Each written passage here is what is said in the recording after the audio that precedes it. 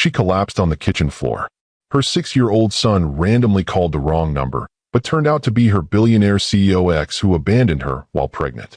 911. What's your emergency? My mommy fell down, and she won't wake up. There's red stuff all around her. Please help us. Stay calm, sweetheart. What's your name? Phoenix. Phoenix Reeves. I'm 6. Phoenix, I need you to check if your mommy is breathing. Can you see if her chest is moving up and down? Yes, it's moving.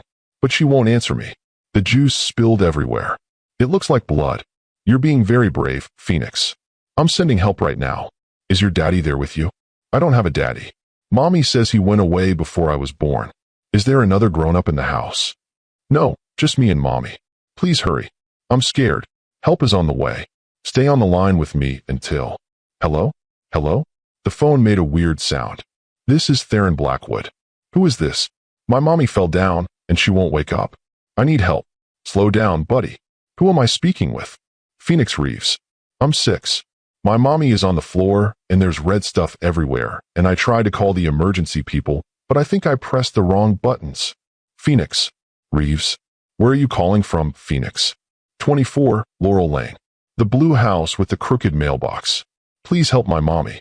Linnea. Is your mother's name Linnea? Yes. Do you know my mommy? Can you help her? I'm calling an ambulance right now, Phoenix. Stay on the line. I'll be there as soon as I can. Have you ever wondered how a single moment can change the course of multiple lives forever? What if a wrong number dialed in desperation became the thread that reconnected a past deliberately severed? Today's story explores what happens when a child's cry for help accidentally reaches the one person his mother never wanted him to meet, the father who never knew he existed. If fate has ever thrown you an unexpected second chance, or if you've wondered what might happen when buried secrets suddenly surface, stay with me. This is a story of a woman fighting to protect the life she's built alone, a man discovering the family he never knew he had, and a child caught between two worlds that were never meant to collide. Phoenix Reeves knew something was wrong the moment he heard the crash from the kitchen.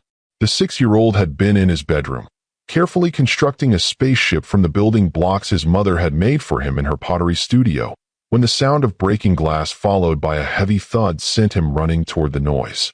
The afternoon light filtered through the small windows of their modest bungalow, casting long shadows across the worn linoleum floor where his mother lay motionless, a shattered mason jar and spilled cranberry juice spreading like blood around her still form. Mom? His voice came out small and frightened as he approached, bare feet careful to avoid the glass. Mommy.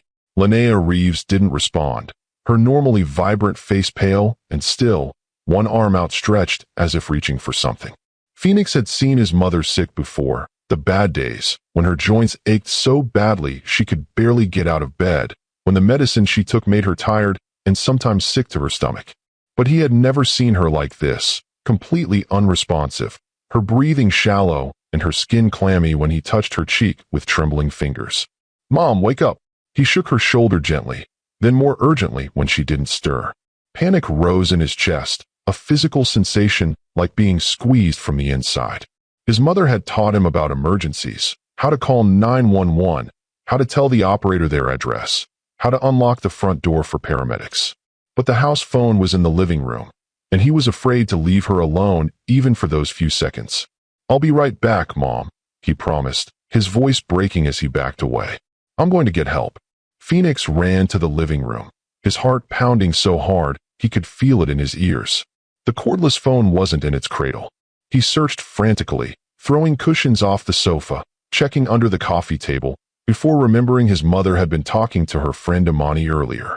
He raced back to the kitchen, carefully skirting his mother's still form to reach the counter where the phone lay just out of his reach. Standing on tiptoes, he managed to grab it, nearly dropping it in his haste. His fingers trembled as he tried to press the numbers for 911, but in his panic, he misdialed. Instead of the emergency operator, a series of beeps signaled the call was connecting to a number he hadn't intended to reach. Phoenix nearly hung up to try again, but desperation kept him holding on as the phone rang 3 times. Blackwood. The voice that answered was deep and crisp, the single word delivered with the automatic authority of someone accustomed to commanding attention. Phoenix froze momentarily, caught off guard by the unfamiliar voice. This wasn't 911. This wasn't help. But his mother was still lying motionless on the floor, and fear pushed him past his hesitation. "My mommy fell down, and she won't wake up," he blurted out, words tumbling over each other. "I tried to call the emergency people, but I think I did it wrong, and now she's still on the floor, and there's juice everywhere that looks like blood, and I don't know what to do, and—" "Slow down." The voice interrupted, its brisk tone softening slightly. "Are you saying your mother is unconscious?" "She won't wake up," Phoenix repeated, the simple statement bringing fresh tears. "I'm scared." There was a brief pause. Then the man's voice returned, crisper and more focused. "What's your name, son?" "Phoenix. Phoenix Reeves." Another pause, longer this time. When the voice came back, it sounded different somehow. Tighter. "Phoenix, where are you right now? What's your address?" 24, Laurel Lane. "The blue house with the crooked mailbox. Mom says it's the one with the mailbox that the snowplow keeps hitting." "And you're alone with your mother?" "Yes, sir. She was making juice, and then there was a crash, and when I came in she was on the floor, and now she won't wake up." The words came out in a rush, fear making his voice high and thin. "Is she breathing? Can you see her chest moving up and down?" Phoenix returned to his mother's side, phone clutched to his ear as he knelt beside her. "Yes, it's moving, but really slow." "That's good, Phoenix. That's very good." The man's voice had taken on a focused calm that somehow made Phoenix feel safer. "I'm going to help you. I'm going to call an ambulance to come to your house, and then I'm going to stay on the phone with you until they get there. Can you be brave for me?" "Yes, sir," Phoenix whispered, clinging to the calm authority in the stranger's voice. "Good man. Now, is your front door unlocked?" Phoenix thought for a moment. "No. Mom always locks it." "All right. Do you know how to unlock it?" "The paramedics will need to get inside. I can reach the chain if I stand on my block box," Phoenix said, already moving toward the door. "But the deadbolt is hard to turn." "Try your best, Phoenix. I'm going to put you on hold for just a moment while I call for help, but I promise I'll come right back. Don't hang up." "Okay," Phoenix replied, the simple reassurance of the man's voice giving him the courage to keep functioning despite his fear. True to his word, the stranger returned to the line less than a minute later. "Phoenix, I've called an ambulance. They're on their way to you right now. Can you hear any sirens yet?" Phoenix pressed the phone to his ear, listening intently. "No, sir. They'll be there soon. While we wait, can you go check on your mother again? Tell me if she's still breathing." Phoenix carried the phone back to the kitchen, his bare feet avoiding the sticky juice and broken glass with careful steps. "Mom's still asleep," he reported, kneeling beside her. "Her chest is moving up and down." "That's good. That's very good. And is she hurt anywhere that you can see? Any blood or injuries?" Phoenix examined his mother with solemn care. "No blood. Just the juice that spilled. But her face looks funny. Kind of sweaty but also pale." "I understand. You're doing great, Phoenix. What about her medical information? Does your mom take any medicine regularly?" "She has the autoimmune thing," Phoenix said, pronouncing the unfamiliar word carefully. "She takes pills in the morning and at night. The orange bottle is on the counter. Can you see the name on the bottle?" Phoenix stood on tiptoes again, squinting at the prescription label. "It starts with APPRED. I can't read the rest. It's too long." "That's okay. You've been incredibly helpful." The man's voice had an odd quality now, a tension that hadn't been there before. "Phoenix, can I ask you something?" "How old are you?" "I'm 6 3/4, Phoenix answered promptly. "I'll be 7 in October." Another pause, this one heavy with something Phoenix couldn't identify. "And it's just you and your mother at home?" "No. Father or other family. Just us. Grandma lives in Florida, but she's in a wheelchair, so she can't visit much. Mom says we're a team of 2, but that's okay because 2 is the perfect number for a team because you always have someone to count on." The line went so quiet that Phoenix wondered if the connection had been lost. "Hello? Are you still there?" "I'm here," the voice said, sounding slightly strained. "Phoenix, I hear sirens in the background. Can you go to the front door and watch for the ambulance?" Phoenix ran to the window, phone still clutched tightly in his hand. "I see flashing lights. They're coming down our street." "Good. Now remember what we talked about. You need to unlock the door so they can help your mother." Phoenix struggled with the deadbolt, eventually managing to turn it with both hands. He had just unhooked the chain when pounding footsteps reached the porch, followed by an authoritative knock. Paramedics. Is anyone home? I unlocked it. Phoenix called, backing away as the door swung open to reveal two uniformed figures carrying large cases of equipment. Hey there, the female paramedic said, her voice gentle as she knelt to Phoenix's level. You must be the brave young man who called for help. Can you show us where your mom is? Phoenix nodded, pointing toward the kitchen. She's in there. She fell and won't wake up. As the paramedics rushed to Linnea's side, Phoenix returned to the phone. The ambulance people are here now, he reported. They're helping Mom. You did exactly the right thing, Phoenix. I'm very proud of you. The man's voice had softened, warmth replacing the earlier tension. Now, I want you to listen to the paramedics and do whatever they tell you, okay? They're going to take good care of your mother. Are you going to hang up now? Phoenix asked, suddenly reluctant to lose this connection to the kind stranger who had helped him. A brief hesitation. Not if you don't want me to. I can stay on the line until your mother is safely in the ambulance. Thank you. Phoenix's voice was small. What's your name? Another pause, briefer this time. Theron. My name is Theron. Thank you for helping me, Mr. Theron. You're welcome, Phoenix. There was an odd catch in the man's voice. More than welcome. In the sleek corner office of Obsidian Securities' Manhattan headquarters, Theron Blackwood sat motionless behind his imposing desk, the phone still pressed to his ear as he listened to the distant sounds of paramedics working. His other hand gripped the edge of his desk, so tightly his knuckles had gone white, his normally impassive face frozen in an expression of stunned disbelief. Phoenix Reeves. Linnea. The timing, 6, almost 7 years. The pieces clicked into place with devastating clarity, forming a picture that threatened the carefully constructed walls of his existence. His executive assistant, Zara, appeared in the doorway, tablet in hand. Mr. Blackwood, the Tokyo investors are waiting in the conference room for the quarterly presentation. Should I tell them you'll be another 5 minutes? Theron raised a hand, silently signaling her to wait as he refocused on the phone. Phoenix? What hospital will they be taking your mother to? He listened intently to the child's answer, then spoke with careful control. I understand. Listen, Phoenix, I need to hang up now, but I want you to know that everything is going to be okay. The doctors will take good care of your mother, and the paramedics will make sure you're not alone. After a few more reassurances, Theron finally ended the call, setting his phone down with deliberate precision before looking up at his puzzled assistant. Cancel my meetings for the rest of the day. All of them. Then have the jet prepared for immediate departure to Portland, Maine.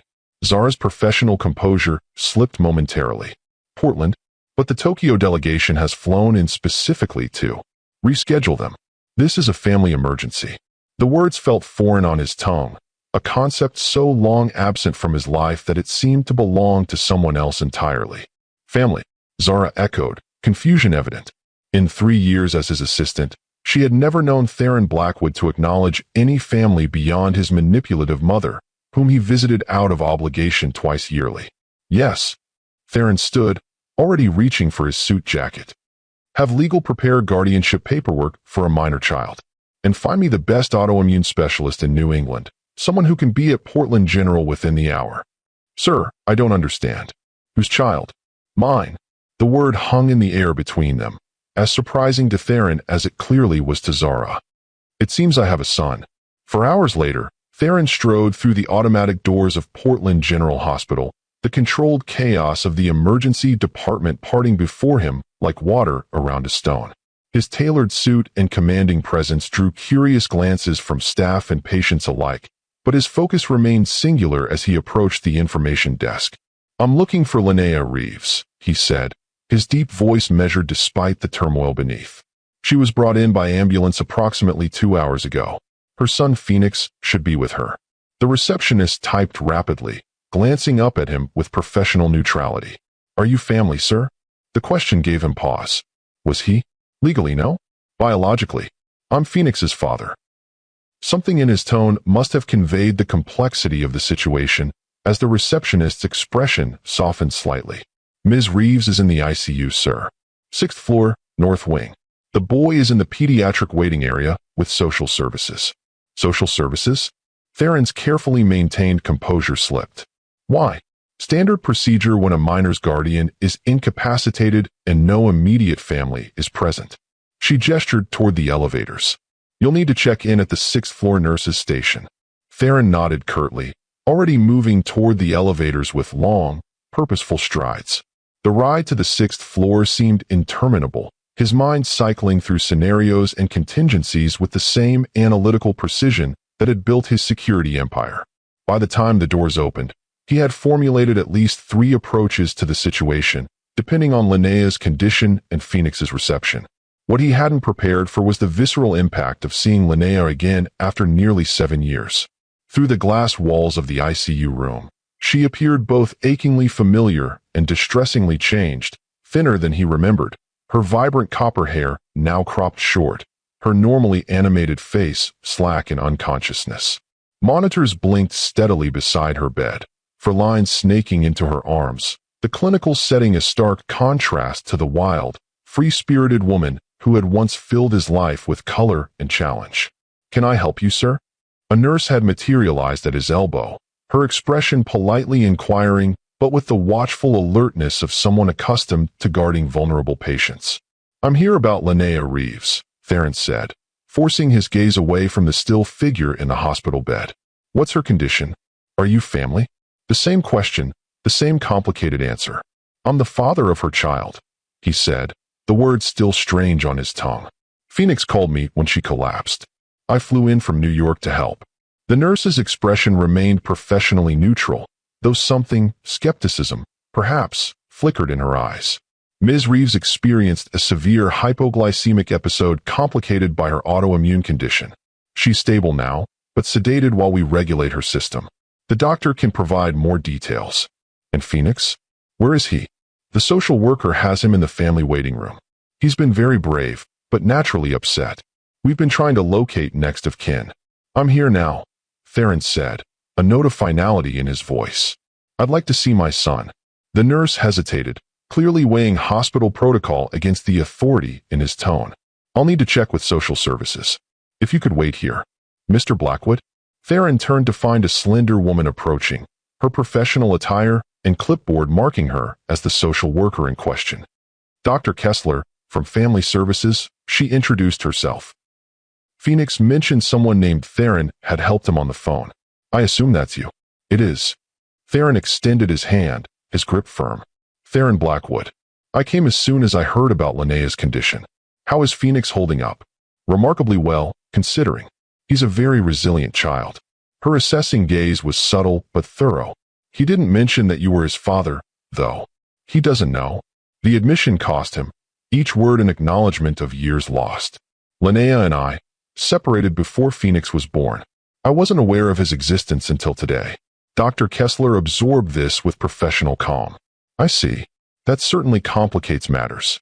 Without established paternity or guardianship rights, I'm afraid I can't simply release Phoenix into your care, regardless of your biological connection." "I understand," Theron said, though the corporate titan in him bristled at the obstruction. "But surely it would be better for Phoenix to be with his father than to remain with strangers while his mother is incapacitated." "That depends on many factors, Mr. Blackwood. Phoenix's welfare is my primary concern." Her tone remained even, neither confrontational nor apologetic. "Perhaps we could start with a supervised visit. Phoenix has been asking about the phone man who helped him." Theron inclined his head in agreement, recognizing the wisdom of her caution even as impatience burned beneath his skin. "Lead the way." The pediatric waiting area was a bright, cheerful space designed to distract from the anxieties of hospital visits. Colorful murals adorned the walls, toys and books scattered across low tables, a television in the corner playing an animated film with the volume low. In the midst of this carefully constructed cheer, Phoenix sat alone on a blue beanbag chair, small and solemn, his dark curls falling across his forehead as he concentrated on a drawing. Theron stopped in the doorway, momentarily frozen by the sight of the boy. Phoenix had Linnea's delicate features, the same straight nose, the same determined set to his chin, but his coloring was unmistakably Blackwood, the same olive skin, the same thick black hair, the same startlingly blue eyes that Theron saw in the mirror each morning. Eyes that now lifted to meet his with innocent curiosity. "Phoenix," Dr. Kessler said gently, "this is Mr. Blackwood. He's the person who helped you on the phone earlier." Phoenix set down his crayon, studying Theron with a directness that was disconcertingly adult. "You're Mr. Theron?" "I am." Theron moved forward slowly, as if approaching a wild creature that might startle. He crouched down to Phoenix's level, maintaining a respectful distance. "I wanted to come and make sure you and your mother were being taken care of." "Mom's still sleeping," Phoenix said, his voice small but steady. "The doctor said her blood sugar went really low and her immune system got confused and attacked the wrong things. But they're giving her medicine to help." "That's right. The doctors here are very good. They'll take excellent care of your mother." Theron gestured to the drawing on the table. "What are you working on?" Phoenix hesitated, then turned the paper so Theron could see it. A careful rendering of a woman with short copper hair surrounded by what appeared to be pottery bowls. "It's Mom in her studio. I'm going to give it to her when she wakes up so she knows I was thinking about her." The simple statement, delivered with such earnest concern, struck Theron with unexpected force. This child, his child, had grown for 6 years in a world entirely separate from his own, developing thoughts and fears and loves that Theron had played no part in shaping. The realization was both humbling and painful. "That's a thoughtful gift," he said, genuinely impressed by the detail in the drawing. "Your mother will love it." Phoenix studied him with that same direct gaze. "How do you know my mom?" The question hung in the air, deceptively simple, yet impossibly complex. Theron glanced at Dr. Kessler, who watched the interaction with professional interest but offered no guidance. "We knew each other a long time ago," Theron said carefully. "Before you were born. Were you her friend?" "Yes." The word was inadequate for what they had been to each other, but it was true enough. "We were very good friends once." Phoenix considered this, his young face serious. "But not anymore?" "We lost touch," Theron said, the euphemism tasting bitter on his tongue. "People sometimes do that, even when they care about each other." "Like Mommy's friend Cass who moved to California?"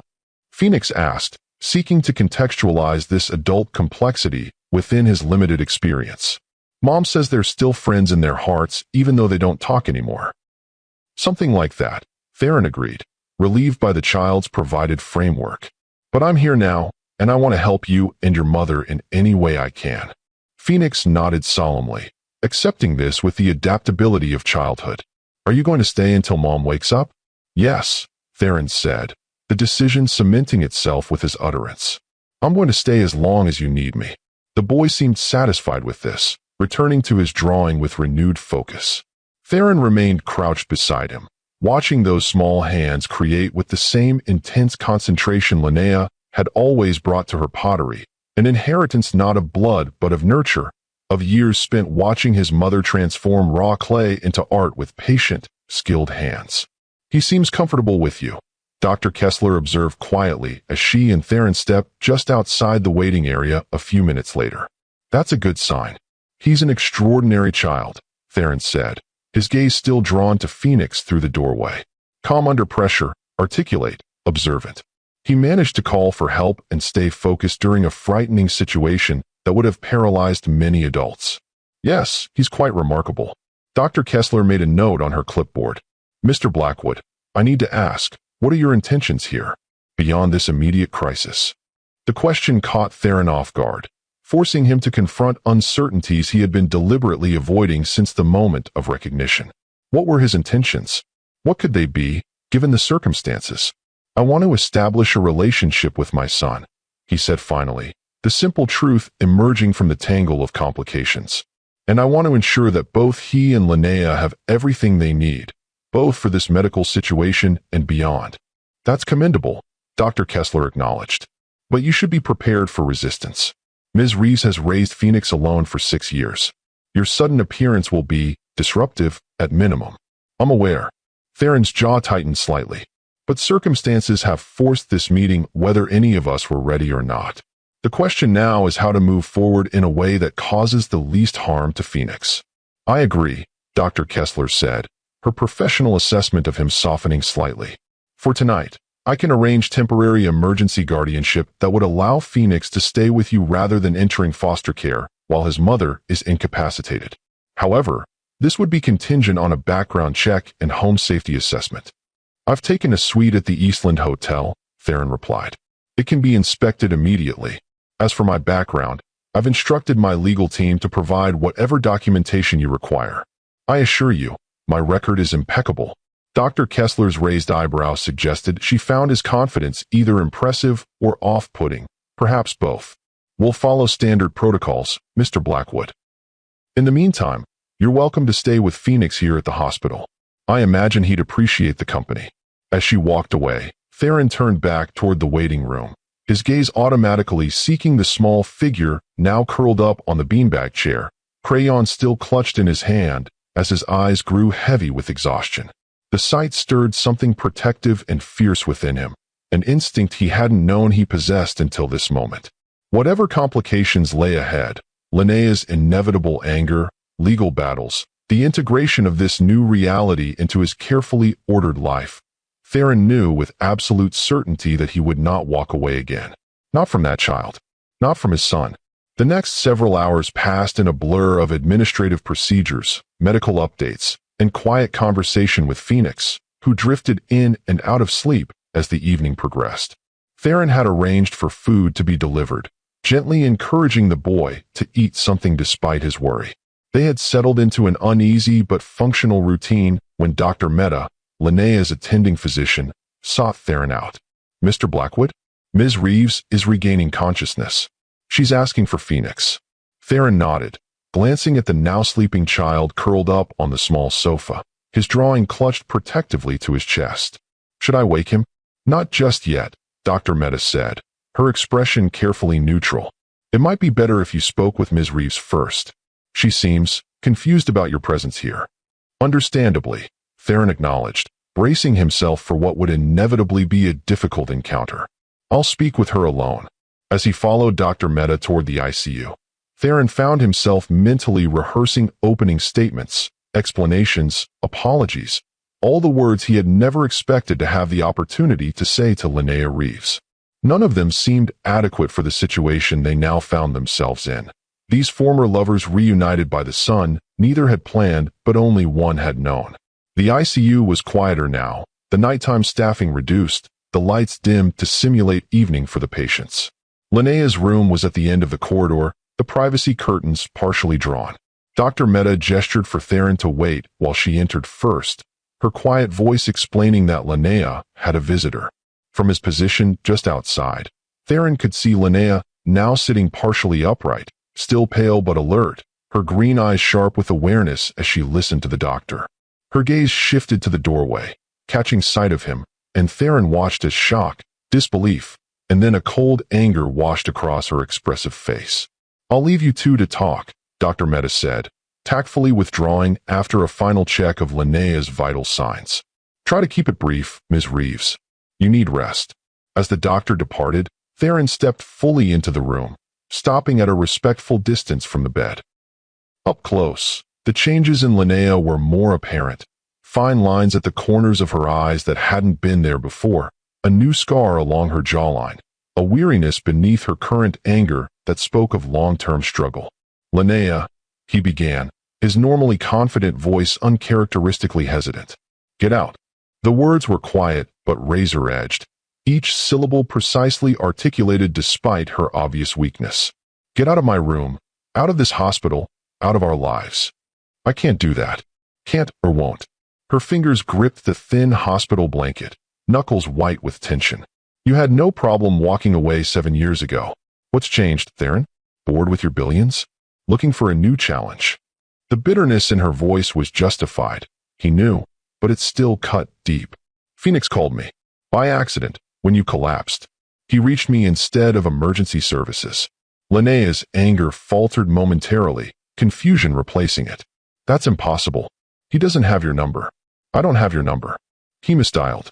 Random chance or fate, or whatever you want to call it. Theron took a careful step closer. He was scared, Linnea. Alone with you unconscious. He did exactly what a child should do. He sought help from an adult. And that adult just happened to be you. Disbelief colored her tone. Out of all the wrong numbers in the world, my son randomly called his father. The father who doesn't even know he exists. The confirmation, so casual, so matter-of-fact, still landed like a physical blow. I didn't know, Theron said quietly. Not until today. Not until I heard his voice, his age, his name. Would it have mattered? Linnea's question was soft but cutting. If you had known I was pregnant when you disappeared, would it have changed anything? Everything, Theron answered without hesitation. It would have changed everything. Linnea's laugh was hollow, disbelieving. Right? The man who couldn't even say goodbye, who changed his number and moved across the country rather than face an actual conversation about our relationship, would have suddenly embraced fatherhood. I would have tried. The inadequacy of the statement hung in the air between them. Linnea, there's so much you don't know about why I left. I don't care why, she interrupted, though the slight tremor in her voice belied her words. Not anymore. What I care about is protecting my son from being hurt the way I was. So whatever you're doing here, whatever grand gesture you're planning, save it. Phoenix and I have managed just fine without you for 6 years. We'll continue to do so. He's my son too, Theron said, the simple declaration landing with the weight of newly discovered truth. Biologically, yes. Legally, no. In every way that matters, in terms of who has loved him, raised him, taught him, been there for every fever and nightmare and milestone, he is entirely mine. Linnea's eyes flashed with protective fury. You don't get to show up now and claim him because of a phone call. The monitor beside her bed began to beep more rapidly, drawing a concerned glance from a passing nurse. Theron recognized the need to de-escalate, to postpone this confrontation until Linnea was stronger. I'm not here to take him from you, he said, deliberately gentling his tone. I'm here because a frightened child called me for help, and I will not abandon him, or you, in this moment of need. Whatever comes after, we can discuss when you're well. There's nothing to discuss. Linnea's voice was growing weaker, her brief surge of anger-fueled energy clearly waning. Phoenix doesn't know who you are, and I intend to keep it that way. He's asking questions, Linnea? Smart, perceptive questions that deserve honest answers. Don't you dare tell him, she warned, struggling to maintain her forceful tone despite her obvious exhaustion. Don't you dare disrupt his life that way. I won't, Theron promised, recognizing the line he shouldn't cross without her consent. Not without your agreement. But this conversation isn't over, Linnea. It's just postponed. She held his gaze for a long moment, her green eyes still capable of seeing through his carefully constructed facades despite the years and hurt between them. Why are you really here, Theron? The truth. The question demanded an answer he was only beginning to formulate himself. Because for the first time in 7 years, I have the chance to do the right thing instead of the expedient thing, and I intend to take it. Linnea's expression remained skeptical, but the fight was leaving her, fatigue winning out over anger. Phoenix is all that matters to me. Remember that before you make any decisions about what the right thing might be. I know. Theron moved toward the door, recognizing that she needed rest more than further confrontation. He's an extraordinary child, Linnea. You've done an amazing job with him. Something flickered across her face then, pride mingled with surprise at the compliment, perhaps, or simple acknowledgement of a truth they both recognized.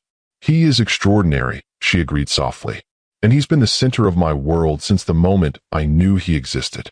I'd like to bring him to see you, if you're up to it, Theron offered. He's been worried.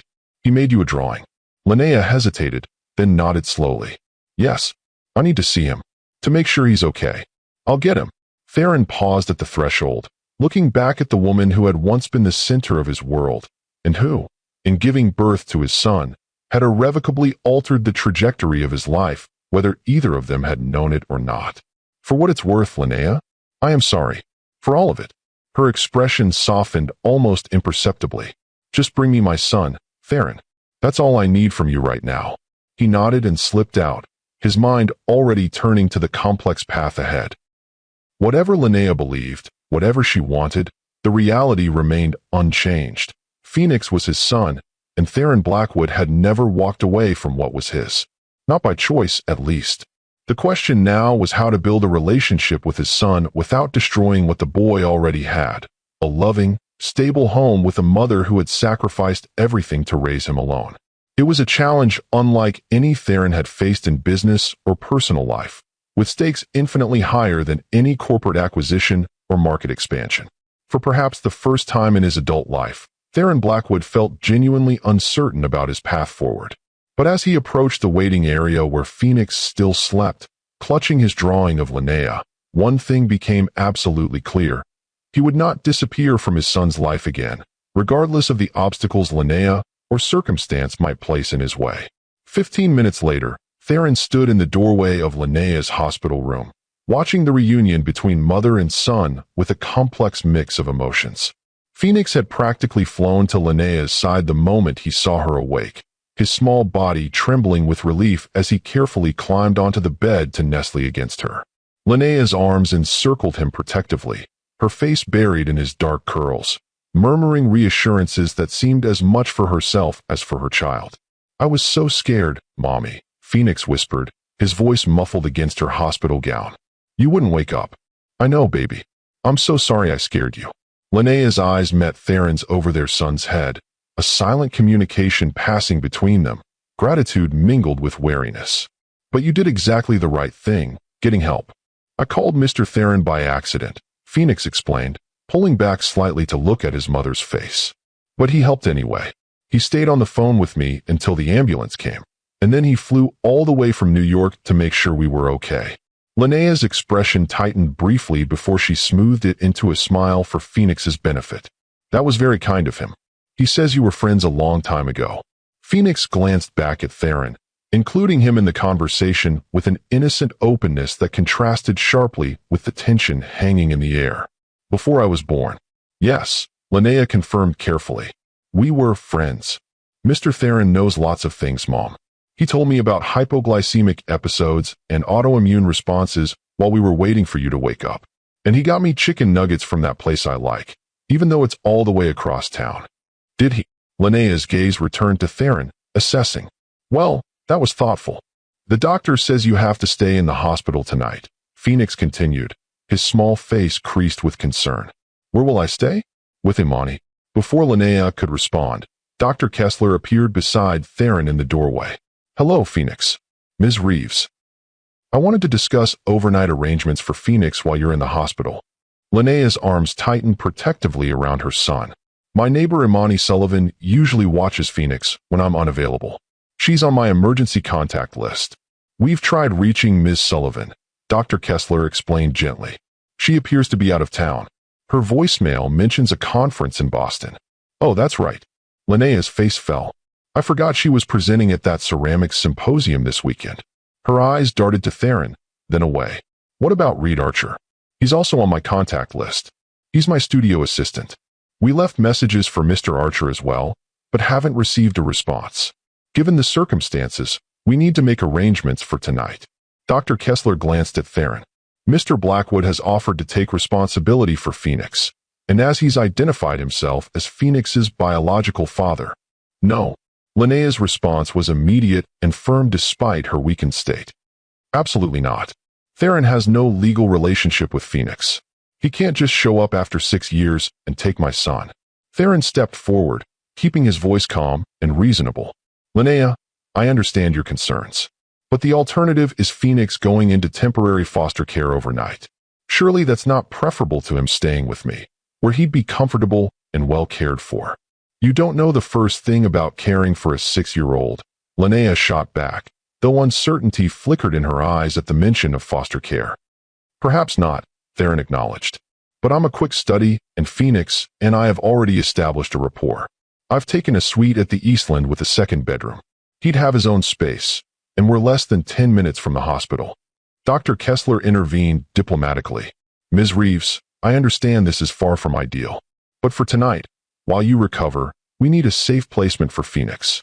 Mr. Blackwood has passed our initial background screening, and the hotel suite has been deemed appropriate." Phoenix, who had been following this adult conversation with solemn attention, suddenly spoke up. "I could stay with Mr. Theron, Mom. He's nice, and he promised to bring me back first thing in the morning so we can have breakfast with you." Linnea looked down at her son, then back at Theron, trapped between her instinctive protectiveness and the practical reality of the situation.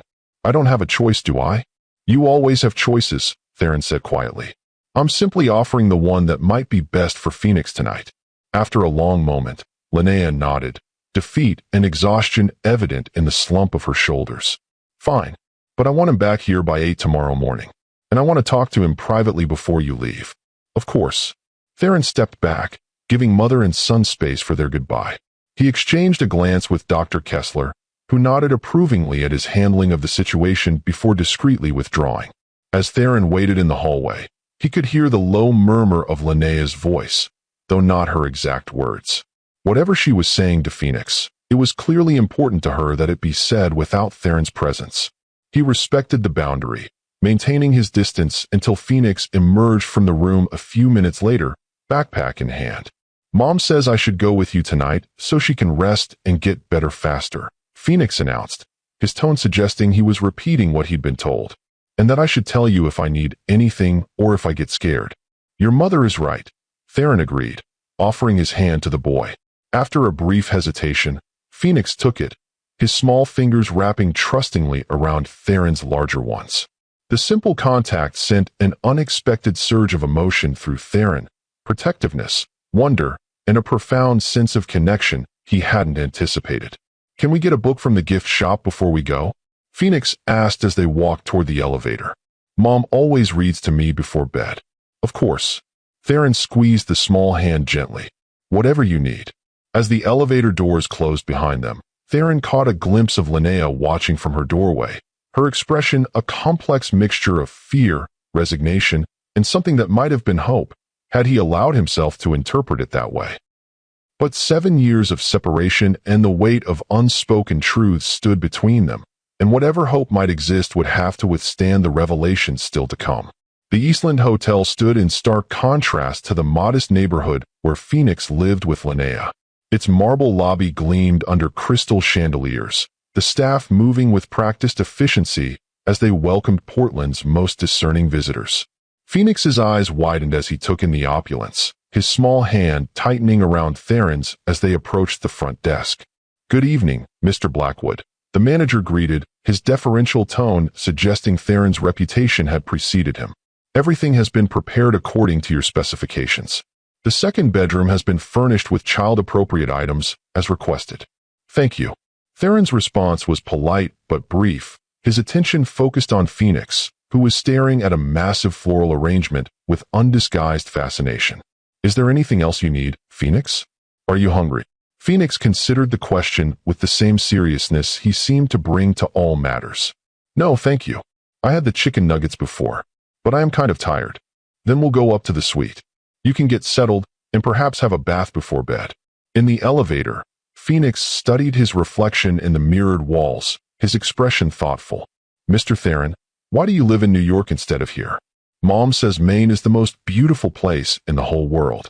The innocent question carried heavier implications than the boy could possibly understand. "My work is in New York," Theron answered simply. "But your mother is right. Maine is very beautiful. Do you have kids in New York?" Phoenix asked, his directness startling Theron once again. "No," Theron replied, a strange ache accompanying the word. "I don't have any children." "That seems sad," Phoenix observed with a child's unfiltered honesty. "Mom says having me is her favorite thing that ever happened." The elevator doors opened before Theron needed to formulate a response to this casually devastating statement. They moved down the hallway to the corner suite, Theron swiping the key card with Phoenix still thoughtfully at his side. The suite revealed itself to be a 2-bedroom accommodation with panoramic views of Portland's harbor, tastefully decorated in subdued blues and grays. True to the manager's word, the second bedroom had been hastily but effectively adapted for a child, with a reading lamp beside the bed, a selection of children's books on the nightstand, and even a small stuffed bear propped against the pillows. "Is this all for me?" Phoenix asked, approaching the bear with cautious interest. "Yes. I asked the hotel to make sure you'd be comfortable." Theron watched as Phoenix picked up the bear, examining it with careful fingers. "I hope it's all right. It's nice. Different from my room at home, but nice." Phoenix yawned suddenly, the day's emotional toll finally catching up to him. "Can I have a bath now? Mom always says baths help you relax when you've had a hard day." "Of course." Theron led Phoenix to the bathroom, turning on the water and testing its temperature with the same methodical precision he brought to corporate negotiations. "There are bubbles here, if you'd like some." Phoenix nodded enthusiastically, the first genuinely childlike response Theron had seen from him. "Yes, please. Mom only lets me have bubbles on special days." "Well, I think surviving today qualifies as special. Theron added the bubbles, watching foam rise in the tub. Do you need help? Or, I can do it myself, Phoenix declared with the pride of a child asserting independence. I'm 6 3/4. But Mom usually stays near in case I need something. I'll just be in the next room. Call if you need me. Theron retreated, leaving the door slightly ajar as he heard the sounds of Phoenix undressing and carefully entering the tub. Alone for the first time since the phone call that had upended his life, Theron moved to the suite's window, staring out at the darkened harbor without really seeing it. His mind raced with implications, calculations, contingencies, the habitual patterns of a man accustomed to controlling every variable in his environment. But this situation defied his usual strategic approach. The variables here were emotional, historical, profoundly human in ways that spreadsheets and market analyses couldn't capture. His phone buzzed with a text from Zara. Tokyo investors rescheduled for next week. Legal has prepared preliminary paternity/guardianship documents. How long should we expect you to remain in Portland? How long indeed? An hour ago, Theron would have answered with characteristic precision, until Linnea recovered enough to care for Phoenix, perhaps 2 or 3 days at most. Now, staring at the lights of the unfamiliar city that had been home to his son for 6 years, he found himself unable to provide a definitive timeline. Unknown, he replied. Continue managing operations remotely. Have real estate find suitable long-term accommodations in Portland area. He tucked the phone away as Phoenix's voice called from the bathroom. Mr. Theron? I'm done now. Can you help find a towel? The domesticity of the request, so ordinary, yet so foreign to his experience, struck Theron with unexpected force. He located a plush white towel from the rack and brought it to Phoenix, carefully averting his eyes to give the boy privacy as he stepped from the tub. Do you have pajamas in your backpack? He asked, once Phoenix had wrapped himself in the oversized towel. Yes. Mom packed them just in case I had to stay with someone. Phoenix's voice grew quieter. She gets sick sometimes, so we have a system. The blue bag has my overnight stuff. The matter-of-fact way Phoenix described this contingency planning revealed volumes about their life, the precariousness of Linnea's health, the responsibilities placed on small shoulders, the careful preparations for crises like today's. Theron retrieved the blue bag, finding neatly packed pajamas, a toothbrush, and a small stuffed orca that had clearly been well loved, its fabric worn from countless nights of comfort. Here you are. He handed the items to Phoenix, who took them with a grateful nod. I'll wait outside while you change. When Phoenix emerged a few minutes later, dressed in blue striped pajamas with his hair still damp from the bath, he looked smaller somehow, more vulnerable. He clutched the orca in one hand and the book they'd purchased from the hospital gift shop in the other. I'm ready for bed now, he announced, though his expression suggested a lingering anxiety. But, could you read to me first? Mom always reads one chapter before sleep. I'd be happy to. Theron followed Phoenix to the bedroom, watching as the boy climbed into the large bed that dwarfed his small frame. The scene was so far removed from Theron's usual evening routine of market reports and strategy calls that it felt almost surreal. This child, his child, looking up at him expectantly, waiting for a bedtime story. Theron sat carefully on the edge of the bed, taking the offered book. It was a children's novel about a young explorer who discovered a hidden island of unusual creatures. Chapter 1. He began, his deep voice filling the quiet room. The Unexpected Journey. As he read, Phoenix's body gradually relaxed, his eyes growing heavy though he fought to keep them open. By the chapter's end, he was blinking slowly, the orca clutched tightly to his chest. That was a good chapter, he murmured sleepily. Do you think Miranda will find her way home? I think she will, Theron replied, setting the book aside. Though perhaps not in the way she expects. Phoenix nodded sagely, as if this aligned with his own assessment. That's what Mom says about adventures. The best ones change you, so home looks different when you get back. Your mother is very wise. Theron hesitated, then added, she'll be better soon, Phoenix. The doctors are taking excellent care of her. I know. Phoenix's voice was fading as sleep overtook him. Mom's strong. That's what Reed says. She's the strongest person he knows. Reed, Mom's friend from the pottery studio. He helps her when she gets sick. Phoenix's eyes drifted closed, then opened again with visible effort. Are you going to leave when Mom gets better? Go back to New York. The question hung in the air between them, laden with implications Phoenix couldn't possibly understand. Theron found himself unable to offer the simple reassurance the moment called for, the truth too complex for a child's bedtime. "Let's not worry about that tonight," he said instead. "For now, you should sleep. We'll see your mother first thing in the morning." Phoenix seemed to accept this non-answer, his eyes finally closing as exhaustion claimed him. "Good night, Mr. Theron," he mumbled. "Thank you for helping us." "Good night, Phoenix." Theron remained seated on the bed's edge, watching the steady rise and fall of his son's chest, the peaceful expression that came with childhood sleep. Without conscious thought, his hand moved to smooth a dark curl from Phoenix's forehead, the gesture oddly natural despite its unfamiliarity.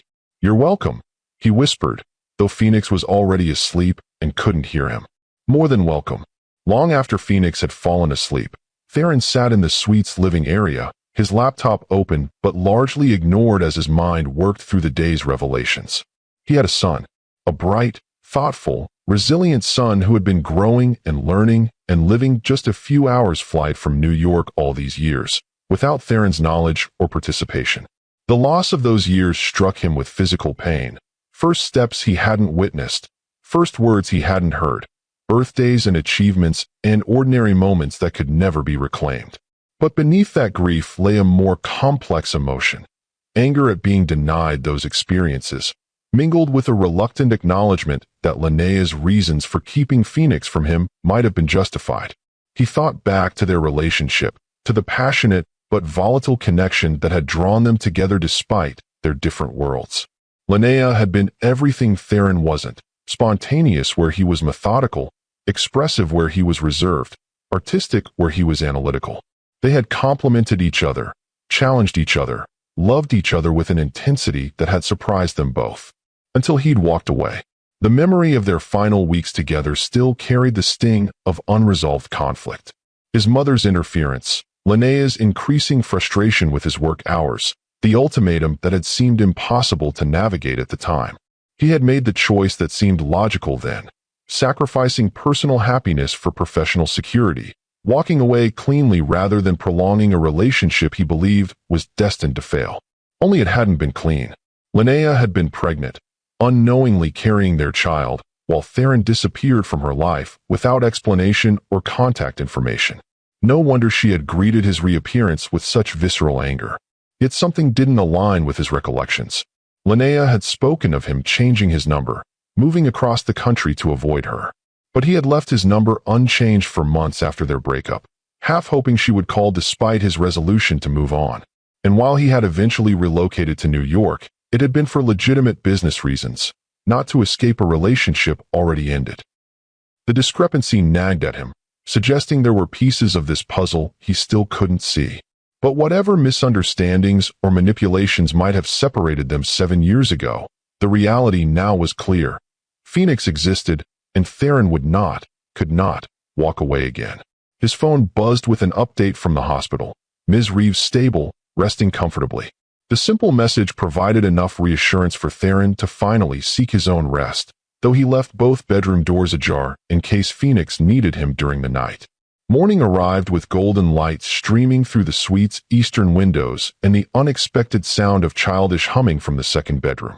Theron, who had been awake and working for over an hour, found Phoenix sitting cross-legged on his bed, carefully arranging the stuffed bear and orca in what appeared to be an important conversation. "Good morning," Theron said, pausing in the doorway. "Did you sleep well?" Phoenix looked up, his solemn face brightening. "Yes, thank you. The bed was really big and bouncy. I already brushed my teeth and got dressed, because we're going to see Mom for breakfast, right?" "That's right. We'll leave in about 20 minutes. Theron noted that Phoenix had indeed dressed himself in clothes from his backpack, jeans, and a t-shirt featuring what appeared to be minerals and gemstones with their scientific names. "You like rocks, I see." "Uh-huh. Mom says I've been collecting them since I could walk. I have a whole classification system at home. Igneous, metamorphic, and sedimentary, and then subcategories by mineral content and formation process." The precision of this description, delivered in a child's high voice but with scientific accuracy, sent a surge of pride through Theron. This methodical approach to collecting was distinctly reminiscent of his own childhood obsession with computer systems, categorized by processing capability and application potential. "That's impressive," Theron said, meaning it sincerely. "Perhaps you could show me your collection sometime." Phoenix's face lit with unexpected enthusiasm. "Really? Most grown-ups think rocks are boring. Except Mom and Reed, but I think Reed just pretends because he likes Mom." This casual observation, delivered with a child's innocent perception, caught Theron's attention. "Reed is your mother's friend? He helps at the studio. He's teaching me how to throw clay on the wheel, but my hands aren't strong enough yet for the big pieces." Phoenix slid off the bed, carefully placing his stuffed animals in his backpack. "He comes for dinner a lot. Sometimes he stays really late, and they talk about art stuff after I go to bed." Theron absorbed this information with outward neutrality, though something sharp and primitive twisted in his chest. The rational part of his mind acknowledged that Linnea had every right to build a life that included relationships with other men. The less rational part, the part that had once claimed Linnea as his own, bristled at the thought of this Reed person sharing meals at their table, influencing his son, perhaps becoming more than a colleague to Linnea. "Ready to go?" he asked, pushing aside these unproductive thoughts. "We should stop for flowers on the way. People usually bring flowers when visiting hospitals." "Mom likes wildflowers best," Phoenix offered helpfully. "She says store flowers try too hard, and wild ones just are what they are." That sounded exactly like Linnea, the same woman who had once dragged Theron on an impromptu hike to see a particular meadow in bloom, insisting that beauty stumbled upon was more meaningful than beauty arranged for display. He had found her perspective baffling then, having been raised in environments where everything was carefully curated for maximum effect. Now he found himself oddly nostalgic for that unfiltered authenticity. "Wildflowers it is," he agreed, offering his hand. "Shall we?" Phoenix took it without hesitation this time, his trust already growing despite their brief acquaintance. As they left the suite, Theron felt the weight of that trust like a physical responsibility, one he was determined not to betray, regardless of what complications lay ahead with Linnea. The hospital room looked different in morning light, less clinical somehow, with sunlight streaming through the blinds and the machines beside Linnea's bed reduced in number. Linnea herself appeared markedly improved, sitting up against the pillows with color in her cheeks, and her copper hair neatly combed. She was wearing what appeared to be her own pajamas rather than a hospital gown, a small but significant assertion of personal dignity. Her expression when they entered was a study in contrasts, lighting with genuine joy at the sight of Phoenix, then cooling to cautious neutrality when her gaze shifted to Theron. He noted her quick, assessing scan of their son, checking for any signs of distress or discomfort from the night away. "Mom," Phoenix rushed to her bedside, forgetting his usual careful demeanor in his excitement to see her. "You look so much better. We brought you wildflowers from the park. They're beautiful, Phoenix." "Thank you." Linnea accepted the slightly crushed bouquet with genuine appreciation, though her eyes flickered to Theron with a silent question. "He specifically requested wildflowers," Theron explained, remaining near the doorway to give them space. "Said you preferred them to store-bought arrangements." Something like surprise crossed Linnea's face, perhaps at Theron's willingness to follow Phoenix's suggestion, or perhaps at the reminder that her son knew her preferences so well. "He's right," she acknowledged. "Thank you. Did you have a good sleep, Mom?" "I did. The hotel has really bouncy beds, and Mr. Theron read me a whole chapter of the Island book, and this morning we had pancakes from room service." Phoenix's words tumbled out in his eagerness to share his experiences, and Mr. Theron said maybe he could see my rock collection sometime. I told him about my classification system. Linnea's eyebrows rose slightly at this last detail, her gaze returning to Theron with increased wariness. "Did he now? Dr. Mehta said you might be discharged this afternoon," Theron said, deliberately shifting the conversation to neutral territory. "I've arranged for a car to take you both home whenever you're ready." "That's not necessary. Reed is picking us up." Linnea's tone was polite but firm, establishing boundaries. "He texted this morning. He was at a clay firing workshop with poor cell reception, which is why he didn't get the hospital's messages yesterday." "I see." Theron accepted this information with outward equanimity, though he noted the hint of defensiveness in her explanation. Nevertheless, The offer stands if your plans change. An awkward silence descended, broken only by Phoenix's cheerful obliviousness as he arranged the wildflowers in a plastic cup he'd filled with water from the bathroom sink. Linnea and Theron regarded each other across the hospital room, the weight of unspoken history and uncertain future hanging between them. "Phoenix," Linnea said finally, "could you please go ask the nurse for some breakfast menus? I'm actually quite hungry this morning." "Okay."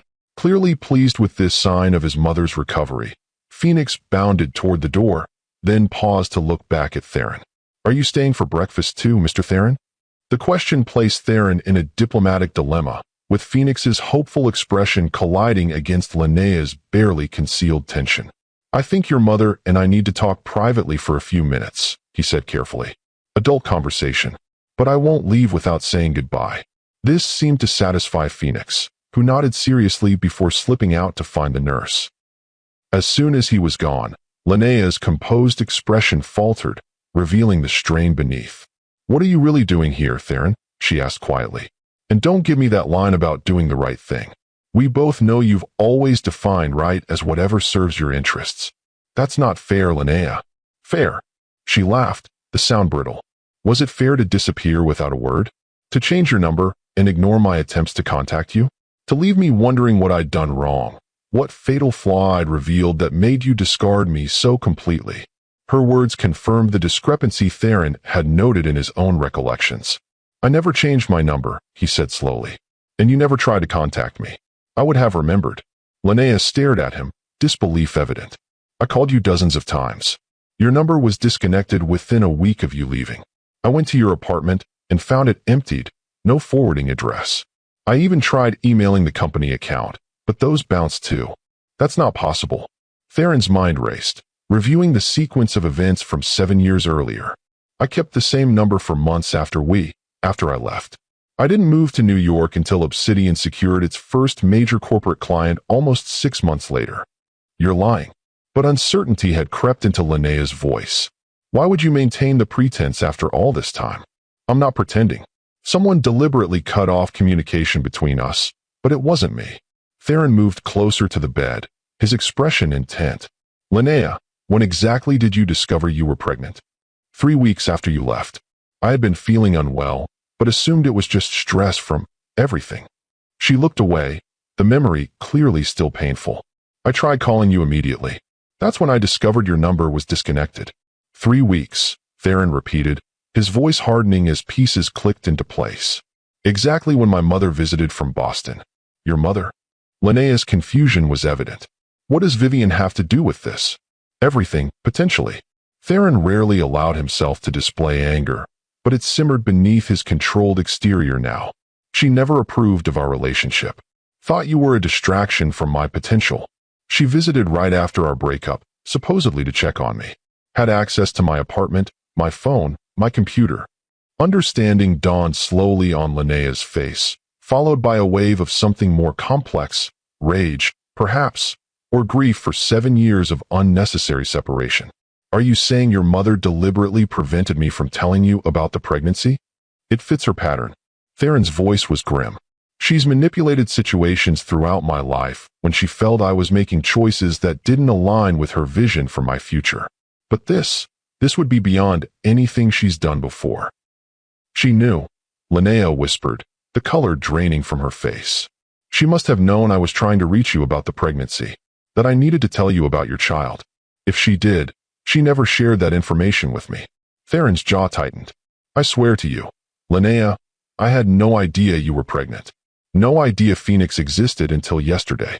They stared at each other across the hospital room, 7 years of misunderstanding and separate grief suddenly illuminated by this new possibility. The silence between them hummed with implications, for their past, certainly, but more importantly for their future and Phoenix's. "Even if what you're saying is true," Linnea said finally, "it doesn't change the fact that you left in the first place. You walked away from what we had without explanation, without giving us a chance to work through whatever was wrong." "I know." Theron didn't attempt to defend himself on this point. "That choice was mine, and I've regretted it for 7 years." "Have you?" Skepticism edged her tone. "You've built an empire in those years. become one of the youngest billionaires in tech. Doesn't seem like a man consumed with regret. Success and regret aren't mutually exclusive, Linnea. I could be Midas himself and still recognize what I lost when I left you. Theron moved to the window, giving himself a moment to regulate his emotions before continuing. But you're right that my leaving is separate from what came after. And you had every right to build a life without me, to raise Phoenix as you saw fit. But now you're here, Linnea stated, the simple fact hanging between them. And you know about Phoenix. Yes. What exactly do you want, Theron? The directness that had always characterized Linnea emerged now, cutting through pretense. Visitation? Shared custody? A relationship with a son who doesn't even know you're his father? All of it, Theron admitted, turning back to face her. But I recognize those aren't decisions to be made hastily or unilaterally. Phoenix's welfare comes first. On that, at least, we agree. Linnea studied him with the same intense focus she'd always brought to her art, seeing beyond surfaces to the essence beneath. You know this isn't as simple as writing a check or hiring lawyers. This is a child's life, his sense of identity and security. Whatever happened between us, Phoenix has been raised in stability and love. I won't allow anything to disrupt that. Nor would I want to. Theron matched her directness with his own. But he deserves to know his father, Linnea. To have both parents in his life if possible. Surely you can see that. Before Linnea could respond, the door opened to reveal Phoenix returning with a breakfast menu and a triumphant expression. The nurse says you can have anything you want, Mom. Even the chocolate chip pancakes that are usually just for kids. The adults' serious conversation dissolved in the face of Phoenix's enthusiasm, both of them instinctively shifting to protect him from the weight of their discussion. Yet as Theron watched Linnea interact with their son, her gentle corrections of his excited table bouncing, her genuine interest in his detailed description of the hotel room, her subtle checks of his emotional state after the night away, he recognized that whatever path forward they found would have to honor the bond between mother and child that had sustained them both for 6 years. The question was whether there was room in that carefully constructed life for the father who had just discovered its existence. 2 days later, Theron stood on the porch of a modest craftsman bungalow on Laurel Lane, a carefully selected gift in one hand as he rang the doorbell with the other. The blue house with the crooked mailbox looked exactly as Phoenix had described it during their phone call, right down to the large oak tree dominating the front yard and the collection of smooth stones lining the garden path. The door opened to reveal not Linnea or Phoenix, but a tall, lanky man with paint-spattered jeans and a wary expression. "Can I help you?" "I'm here to see Linnea and Phoenix," Theron replied, his tone neutral despite the immediate recognition that this must be Reed, the studio assistant who came for dinner a lot, according to Phoenix. "I believe I'm expected." "Oh." Reed's expression shifted from wariness to recognition. "You must be Theron. Phoenix hasn't stopped talking about you since Linnea brought him home from the hospital." His tone suggested this wasn't necessarily a positive development. "I'm Reed Archer. I work with Linnea at the studio." "Yes, Phoenix mentioned you."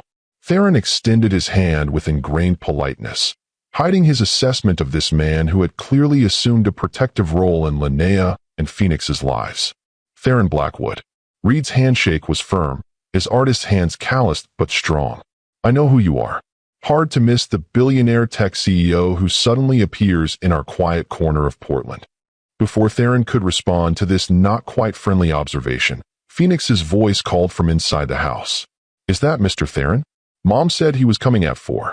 Reed stepped back from the doorway, allowing Phoenix to burst onto the porch with characteristic enthusiasm.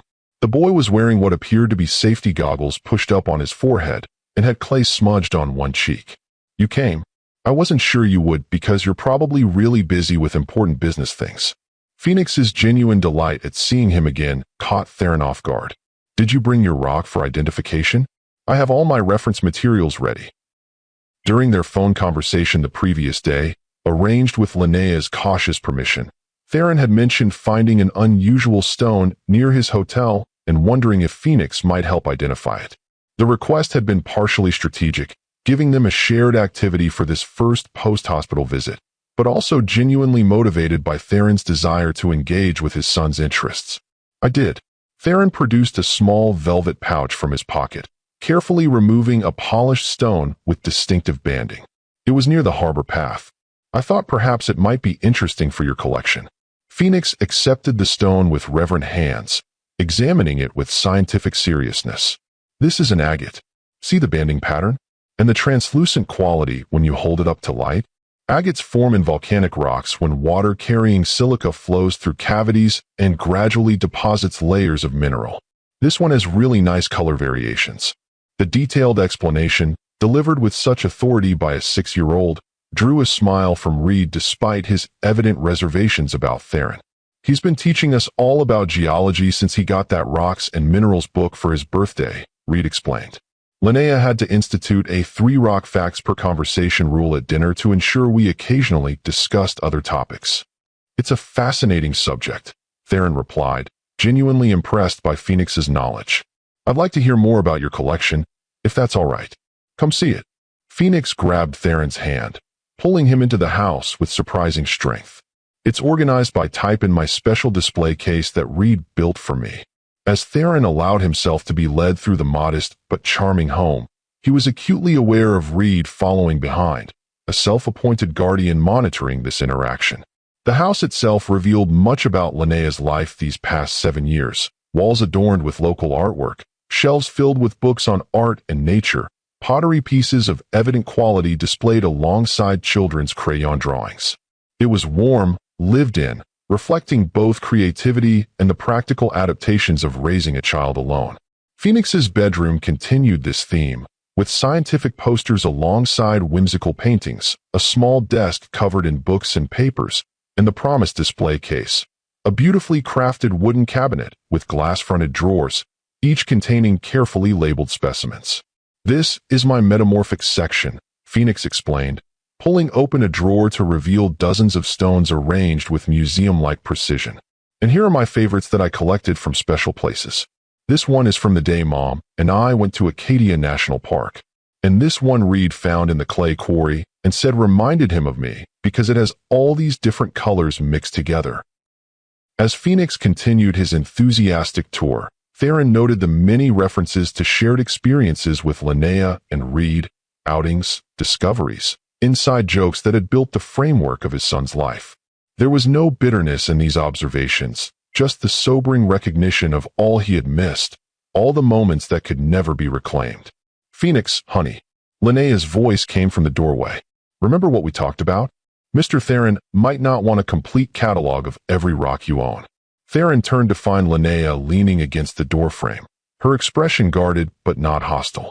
She looked better than she had in the hospital, still pale, perhaps, but steady on her feet and dressed in simple jeans and a paint-spattered button-down that he suspected might actually be Reed's from the way it hung on her smaller frame. It's fine, Theron assured her. I'm enjoying the education.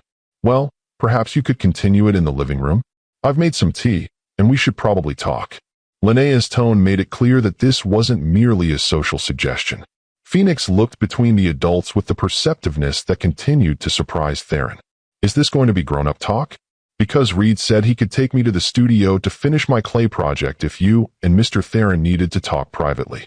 The coordination between Linnea and Reed was evident in this arrangement, suggesting they had discussed how to handle Theron's visit in advance. The implication that Reed had enough authority in the household to make such plans with Phoenix stirred that primitive discomfort in Theron again, though he kept his expression neutral. That would be helpful, Phoenix, Linnea confirmed. But Mr. Theron came to visit you, so it's up to him if he's ready for you to go with Reed now, or if he'd prefer you stay a bit longer. The diplomatic handling of this potential conflict, acknowledging Theron's interest in spending time with Phoenix while maintaining parental authority, impressed Theron despite his reservations about Reed's involvement. Perhaps Phoenix could show me one more special rock from his collection before he leaves? Theron suggested, threading the needle between the adult's agenda and his son's evident enthusiasm. Then we adults can have our discussion, and Phoenix can finish his art project. Phoenix beamed at this compromise, immediately diving into his collection to select a particularly meaningful specimen. The detailed explanation that followed, involving a camping trip, a thunderstorm, and what appeared to be a significant moment of bonding between Linnea and Phoenix, provided Theron with another glimpse into the life his son had lived without him. When Reed finally departed with Phoenix in tow, promising to have him back for dinner, Theron found himself alone with Linnea for the first time since their hospital conversation. She led him to the small but comfortable living room, where a tea service waited on the coffee table, another domestic detail that spoke to the life she had built here. "Thank you for indulging his rock obsession," Linnea said as she poured tea into mismatched mugs that Theron suspected were her own creations. "Once he gets started, it can be hard to redirect him." "I wasn't indulging him. I find his enthusiasm and knowledge genuinely impressive." Theron accepted the offered mug, noting the perfect ergonomic fit of the handle, a small but significant indicator of Linnea's craftsmanship. "He's remarkable, Linnea. You've done an extraordinary job with him." The compliment seemed to catch her off guard, her guard lowering momentarily. "He came that way, I think. Curious and passionate, and strangely old-souled from the beginning." A small, private smile crossed her face. "Though the rock fixation is relatively new. Before that it was deep-sea creatures. I learned more about anglerfish and giant squid than I ever thought possible." The glimpse of shared parental amusement faded quickly as Linnea straightened, her expression becoming more businesslike. "But you didn't come here to discuss Phoenix's scientific interests. You want to talk about what happens next?" "Yes." Theron set his mug down, matching her directness. "I've rented a house in Portland. Not far from here, actually. I'll be staying indefinitely." "Indefinitely," Linnea repeated, absorbing the implications. "And your billion-dollar company? Your life in New York can be managed remotely, at least for the immediate future. I've already set the necessary arrangements in motion." "Just like that? You uproot your entire existence because of a phone call from a child you didn't know existed until 3 days ago?" "Yes." The simplicity of Theron's answer seemed to unsettle Linnea more than any elaborate explanation might have. "He's my son, Linnea." "Biologically," she countered, though with less heat than at the hospital. "But parenthood is more than DNA. It's thousands of diaper changes and middle-of-the-night fevers, and knowing exactly which stuffed animal is needed for sleep. It's being there, consistently, day after day." "I know." Theron accepted the implicit criticism without defensiveness. "And I can never recover those years or experiences. But I can be here now, and tomorrow, and the day after that. I can build a relationship with Phoenix from this point forward, if you'll allow it. And if I don't," the challenge was direct, testing, "then I'll pursue legal options, though I would vastly prefer not to take that route." Theron met her gaze steadily. "I have rights, Linnea. Rights I didn't know to exercise until now, but rights nonetheless. You drag us through court battles? Put Phoenix through the trauma of legal proceedings and custody disputes."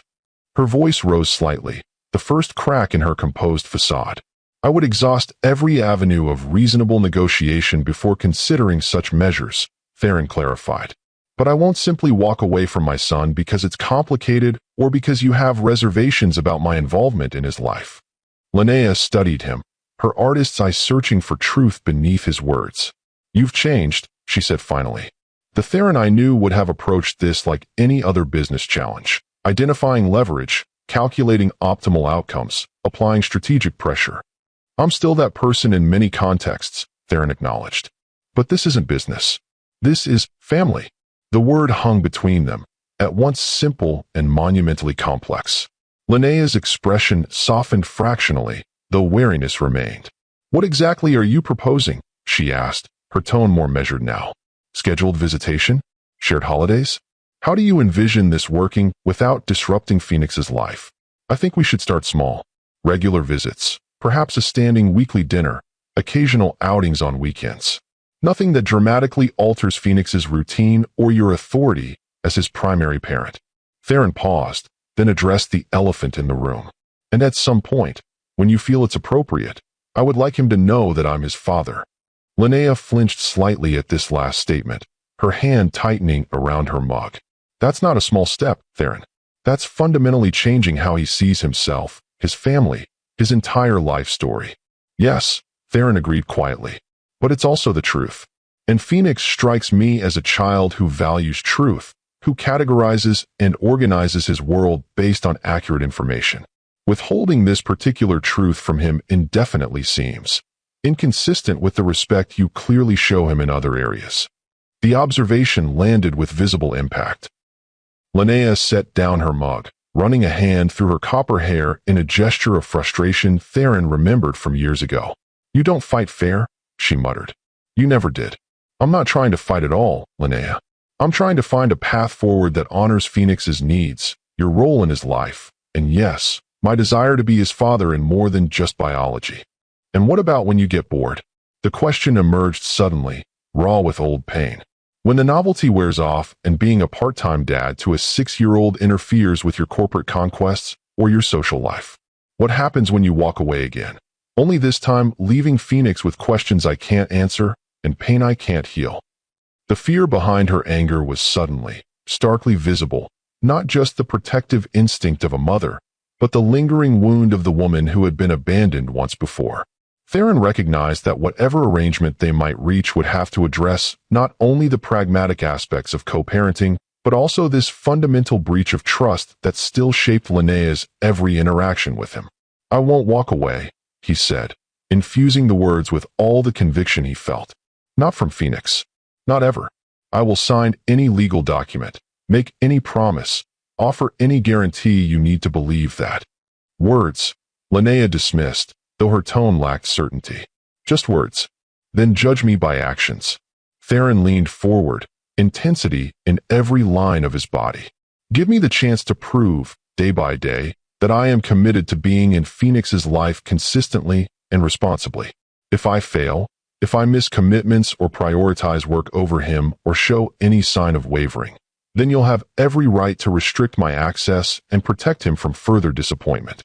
Linnea was silent for a long moment, weighing his proposal against her deep-seated mistrust. Finally, she sighed, a sound of reluctant capitulation. 2 dinners a week. 1 weekend afternoon outing.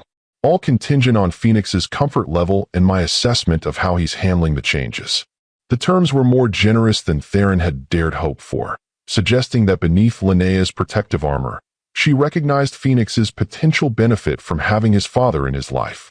"Thank you," he said simply. "I won't give you reason to regret this decision. As for telling him who you really are," Linnea's voice faltered slightly. "Not yet. Let him get to know you first. Build a relationship that isn't complicated by expectations or obligations. When the time is right, and I'll know when that is, we'll tell him together." "Agreed." Theron nodded, accepting her expertise in this area without challenge. "On your timeline, with your guidance." Something like surprise flickered across Linnea's face at his easy acquiescence. "You really have changed," she observed again, this time with a hint of wonder rather than accusation. "The Theron I knew would never have ceded control so readily." "The Theron you knew wasn't a father," he replied simply. "Some priorities transcend old habits." Their conversation might have continued in this more conciliatory vein had the front door not burst open at that moment, revealing Phoenix and Reed returning far earlier than expected. Phoenix's face was pale beneath smudges of clay, his expression distressed as Reed carried him into the living room. "What happened?" Linnea was on her feet instantly, maternal alarm replacing all other concerns. "He fell at the studio," Reed explained, settling Phoenix gently on the sofa. "Tripped over a clay bin and hit his arm pretty hard. I think it might be sprained, possibly fractured." "It really hurts, Mom," Phoenix admitted, tears welling in his usually stoic eyes. "I try to be brave, but it keeps getting worse." Theron moved forward automatically, paternal instinct overriding his guest status. "May I?" he asked, gesturing toward Phoenix's clearly swollen wrist. At Linnea's nod, he knelt beside the sofa, examining the injury with gentle fingers. "Definitely needs medical attention. The wrist is swelling significantly, and there's unusual mobility in the joint." "I'll get my keys," Linnea said, already moving toward the entryway. "Reed, can you grab Phoenix's health insurance card from my desk? It's in the blue folder." "I can drive," Theron offered, reading the strain in Linnea's still recovering body. "My car is right outside, and you're still regaining your strength." For a moment, he thought she might refuse from sheer protective instinct. But practicality won out as Phoenix whimpered again, clutching his injured arm. "All right," she agreed. "But I'm coming with you." "Of course." Theron turned to Phoenix, keeping his voice calm and reassuring. "We're going to get that arm looked at, Phoenix. The doctors will help with the pain very soon. Can you be brave for just a little longer?" Phoenix nodded, tears streaking through the clay dust on his cheeks. Will they have to cut my arm off? Despite the seriousness of the situation, Theron felt his lips twitch at the dramatic question. Absolutely not. They'll probably take some pictures of the bones with an X-ray machine, and then they might put a cast on it if anything is broken. Nothing scary, I promise. Have you broken bones before? Phoenix asked, momentarily distracted from his pain by this new line of inquiry. Several, Theron confirmed as he carefully helped Phoenix to his feet. My arm when I was 9, falling from a tree. 2 fingers playing basketball in college. A rather embarrassing incident with a skateboard I was definitely too old to be attempting to ride. The small glimpses into Theron's own childhood and mishaps seemed to comfort Phoenix, humanizing the imposing figure he presented. By the time they reached Theron's rented luxury SUV, Phoenix was asking detailed questions about the healing process of bones rather than focusing on his pain. I've got his insurance information, Reed said, joining them outside with the documents. Do you want me to come along? I can follow in my car. We'll be fine, Linnea assured him, though Theron noted the brief touch of her hand against Reed's arm, a small gesture of appreciation and connection. Thanks for bringing him home so quickly. Call me when you know anything, Reed instructed, his concern evident as he helped Phoenix into the back seat. And don't forget to take your evening medication. It's already on the kitchen counter. The domestic intimacy of these exchanges, Reed's knowledge of Linnea's medication schedule, his easy authority in their household dynamic, registered with Theron even as he focused on the more pressing concern of Phoenix's injury. Whatever role Reed played in their lives was clearly significant, a complication Theron would need to navigate carefully in the days ahead. As they pulled away from the house, Phoenix securely buckled in the back seat with Linnea beside him. Theron caught Reed watching them from the porch, his expression a complex mixture of concern and something that might have been resignation. The implications of that look, the recognition that the careful equilibrium of their small family unit had been permanently altered by Theron's arrival, would have to be addressed eventually. But for now, as he drove swiftly but carefully toward the nearest emergency room, Theron's priorities were crystal clear. Phoenix's well-being first, everything else second. It was perhaps the most straightforward objective he had faced in years, uncomplicated by corporate strategy or market considerations, simply a father's instinctive need to protect his child from pain. The simplicity of that motivation and the clarity it brought to his normally complex decision-making process felt like a revelation. Whatever challenges lay ahead in building a relationship with Phoenix and negotiating co-parenting with Linnea, this moment had shown him the essence of fatherhood in its most distilled form, being present when needed, offering strength and comfort without condition or calculation. It was, Theron realized with sudden certainty, the most important role he would ever assume, regardless of his corporate achievements or financial empire. And he was determined to fulfill it with the same excellence and commitment he had brought to every other significant endeavor in his life, but with one crucial difference. This time, failure was not an option. The emergency room waiting area buzzed with the controlled chaos typical of Saturday evenings, minor sports injuries, weekend accidents, and the occasional more serious case, creating a mosaic of human vulnerability. Theron sat between Linnea and Phoenix, the three of them forming an unlikely family unit as they awaited the radiologist's report on Phoenix's x-rays. "Will I get a cast, Mom?" Phoenix asked, his initial fear now replaced by a sort of scientific fascination with his own injury. The pain medication administered upon arrival had clearly taken effect, leaving him more curious than distressed. Johnny Weston broke his leg last year, and everybody signed his cast with different colored markers. It was really cool. "We'll see what the doctor says," Linnea replied, stroking his hair with gentle fingers. "Not everyone with a hurt wrist needs a cast. Sometimes it's just a special bandage called a splint. But a cast would be better for my research," Phoenix argued with impeccable 6-year-old logic. "I could document the healing process and compare it to the bone regeneration information in my human body book." Theron found himself smiling despite the circumstances. "Always the scientist," he observed quietly to Linnea. "He approaches everything as a learning opportunity." "He gets that from you," Linnea said, then looked startled at her own admission. "The analytical mindset, I mean. The way he categorizes and studies everything. I certainly didn't give him that gene." The casual acknowledgement of their shared contribution to Phoenix's character, The first Linnea had volunteered felt like a small but significant step toward a more cooperative dynamic. Theron accepted it without comment, knowing better than to draw attention to what might have been an unintended concession. Phoenix Reeves, a nurse, appeared with a clipboard, beckoning them forward. The doctor would like to discuss the X-ray results.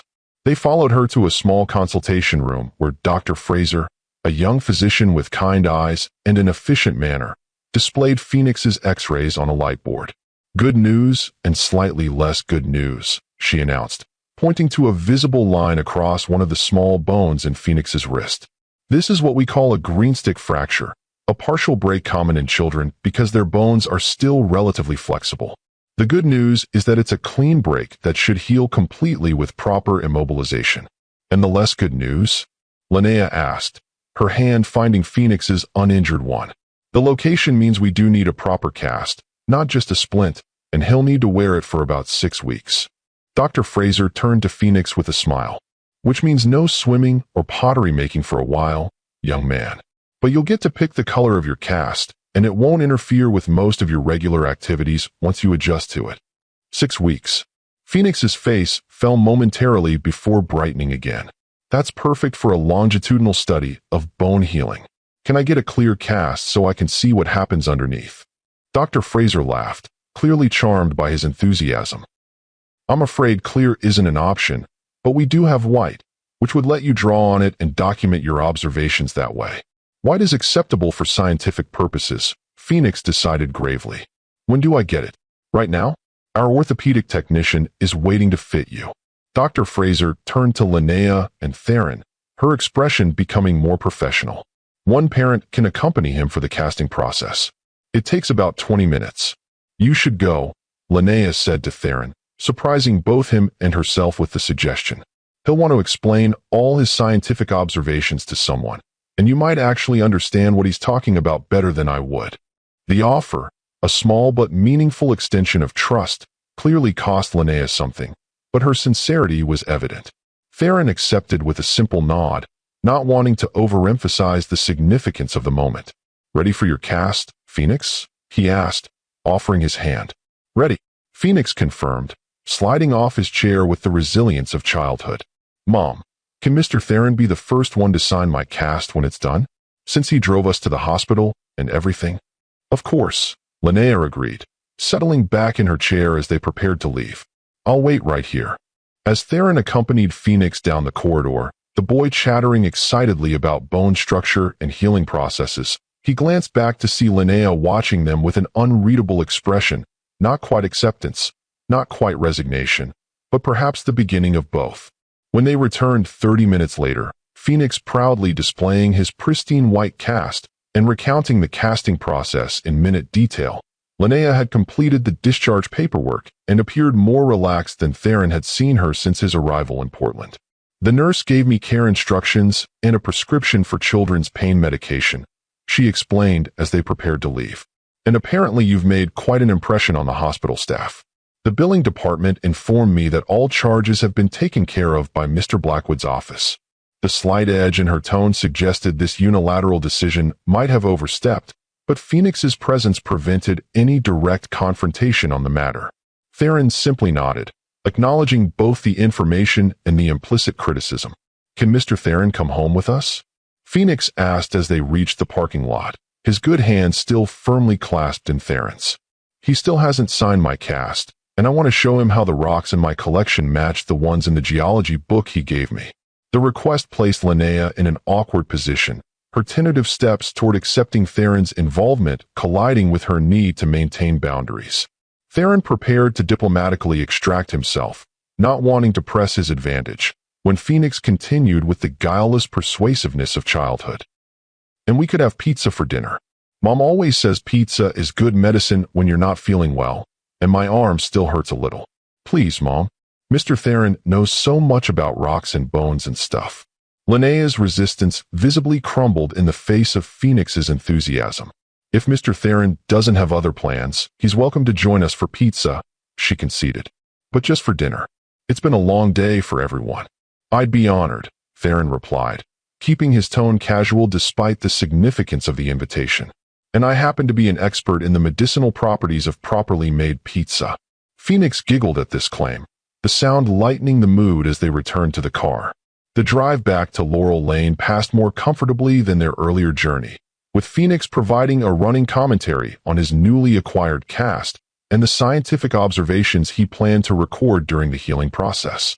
By the time they arrived at the small blue house, dusk was settling over Portland, the crooked mailbox casting a long shadow across the front yard.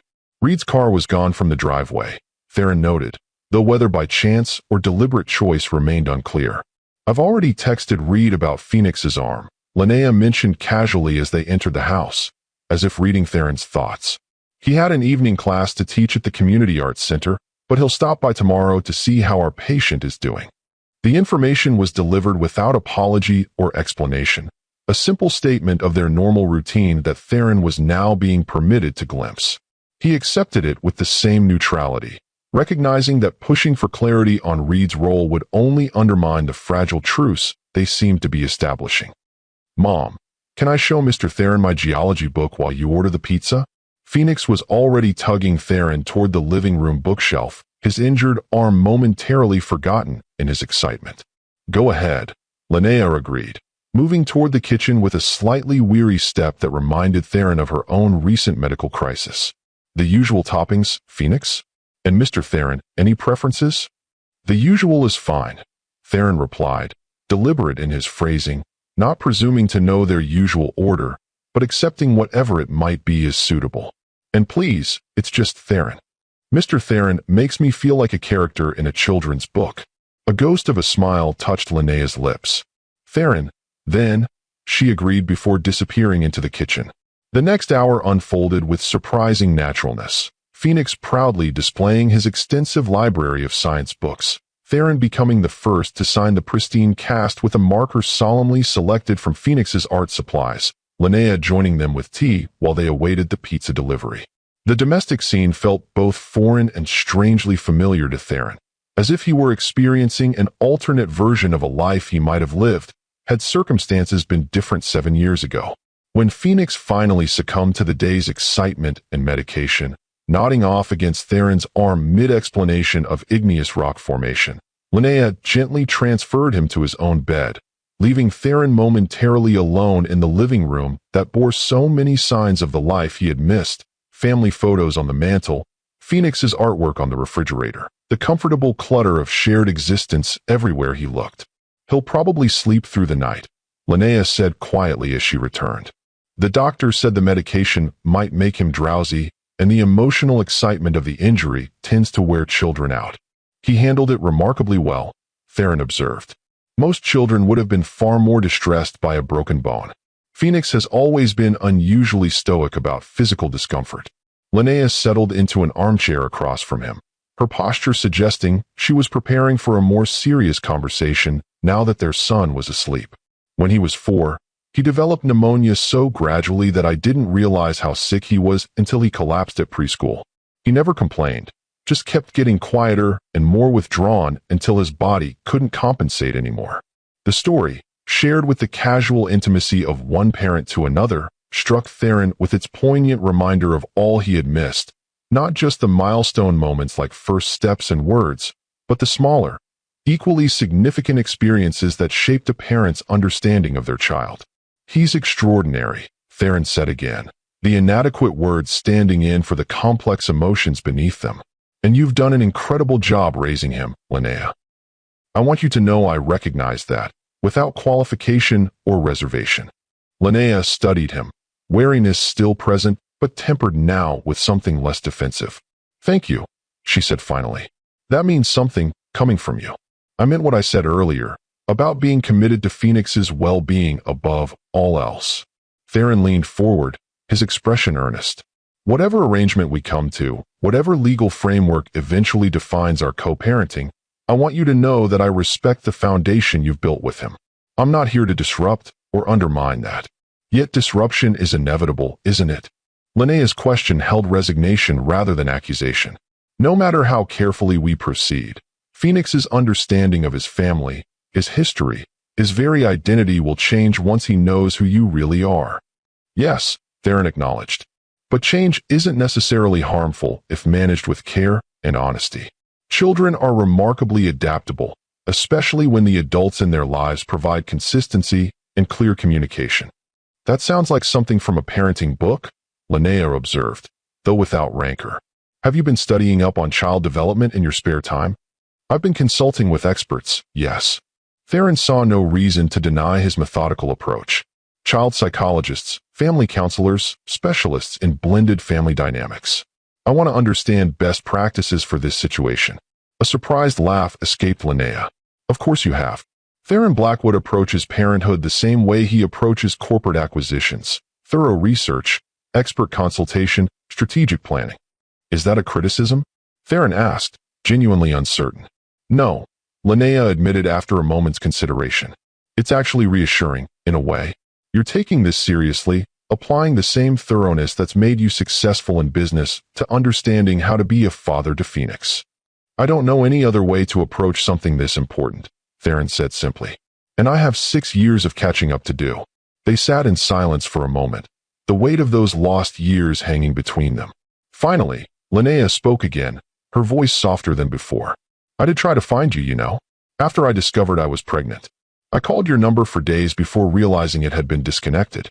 I went to your apartment and found new tenants who said the previous occupant had moved out weeks before.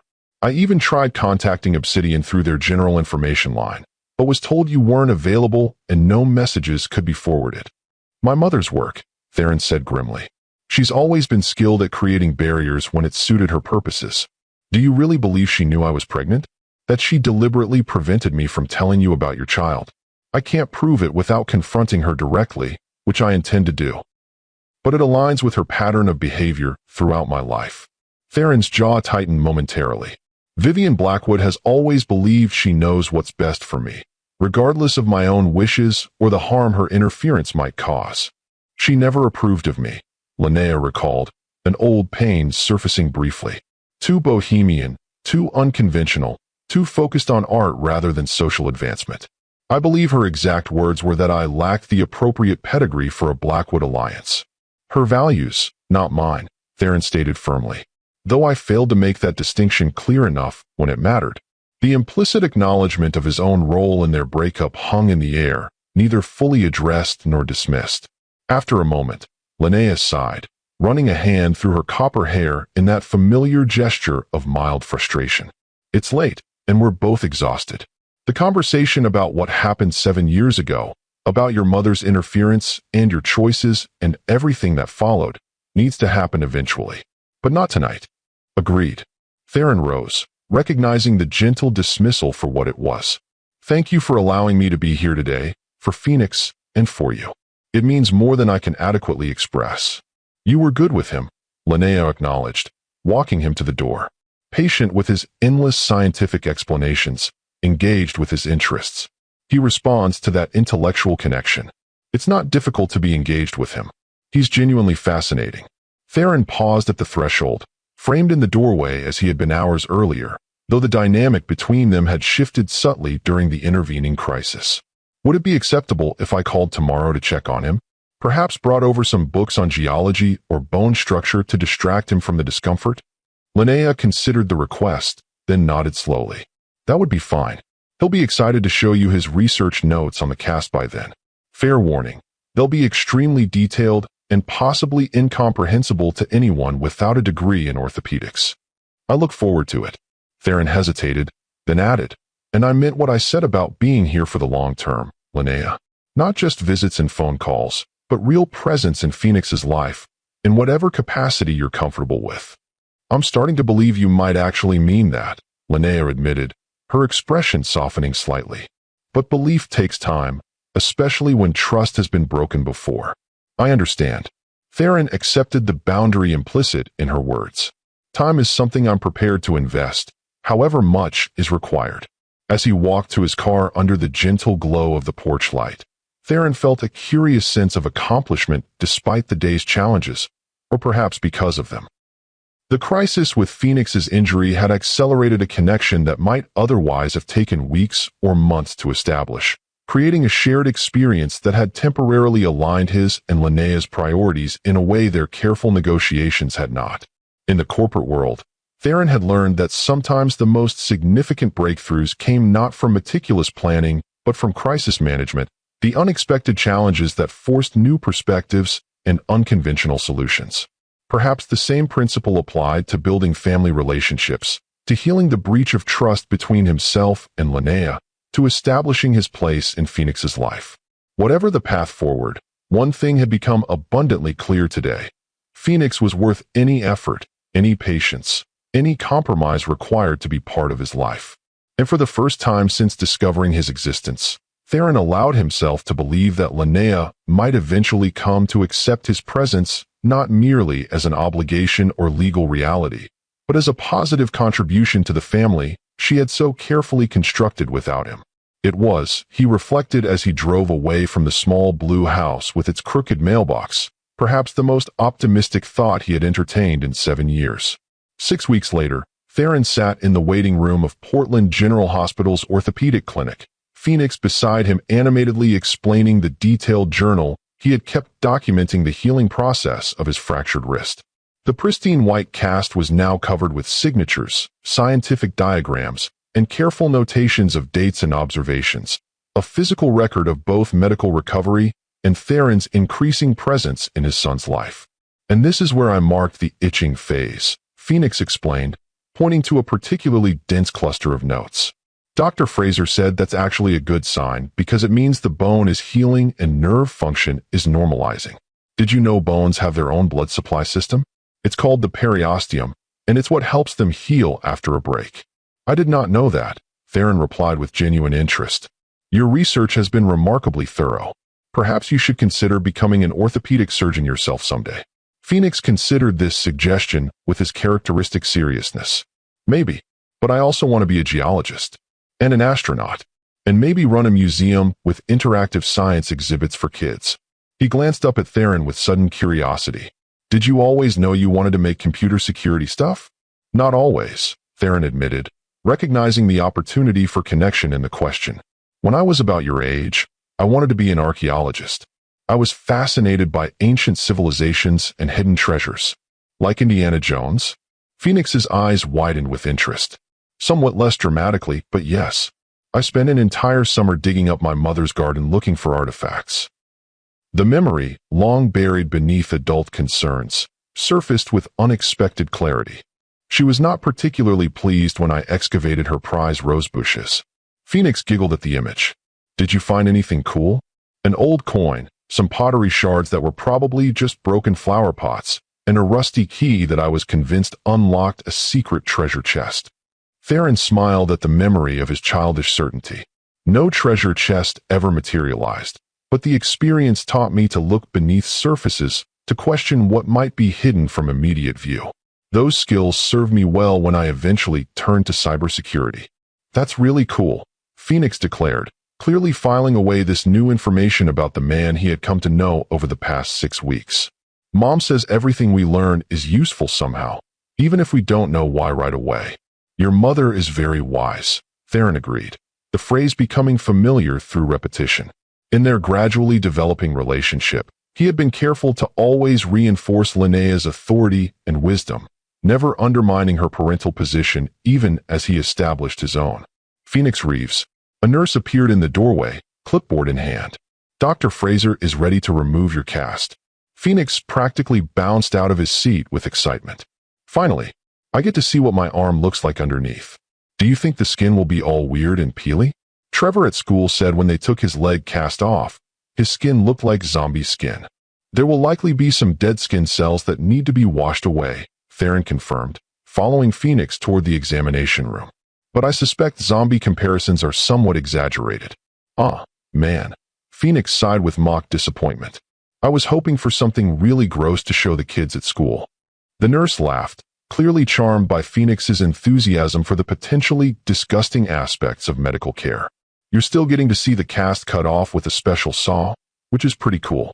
And Dr. Fraser always lets kids keep their casts if they want. I definitely want to keep it, Phoenix confirmed. It's a scientific record of the entire healing process.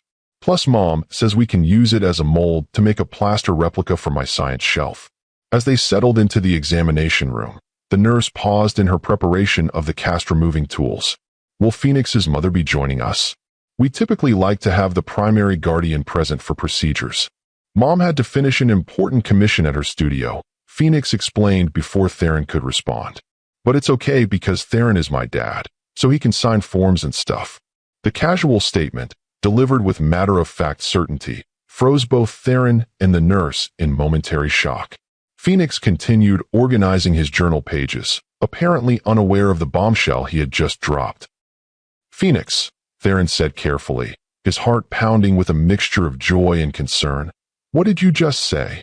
Phoenix looked up, confusion crossing his face before understanding dawned. Oh, was it supposed to be a secret still? I figured it out weeks ago. You have the same eyes as me, and the same way of organizing collections, and you both do the eyebrow thing when you're thinking really hard.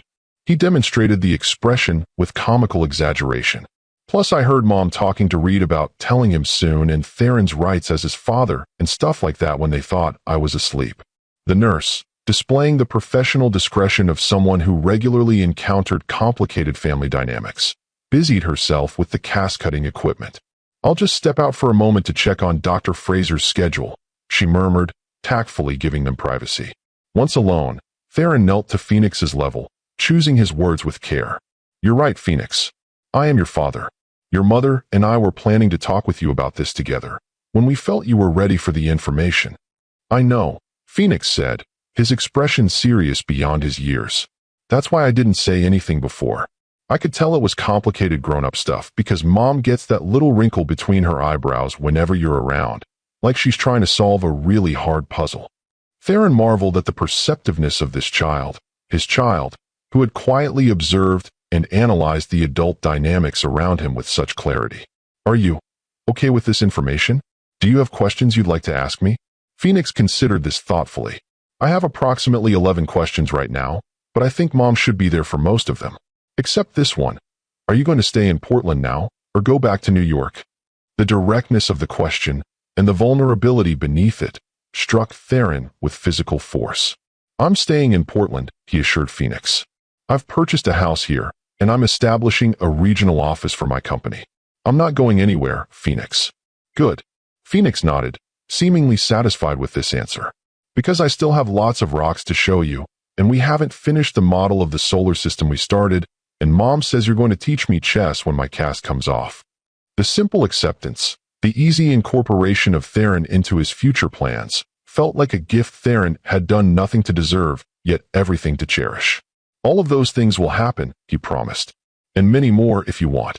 I do want. Phoenix hesitated, then added with careful precision. When I tell people you're my dad, should I call you Dad instead of Theron? I wasn't sure about the protocol. The formal phrasing, so typical of Phoenix's approach to new information, nearly undid Theron's careful composure.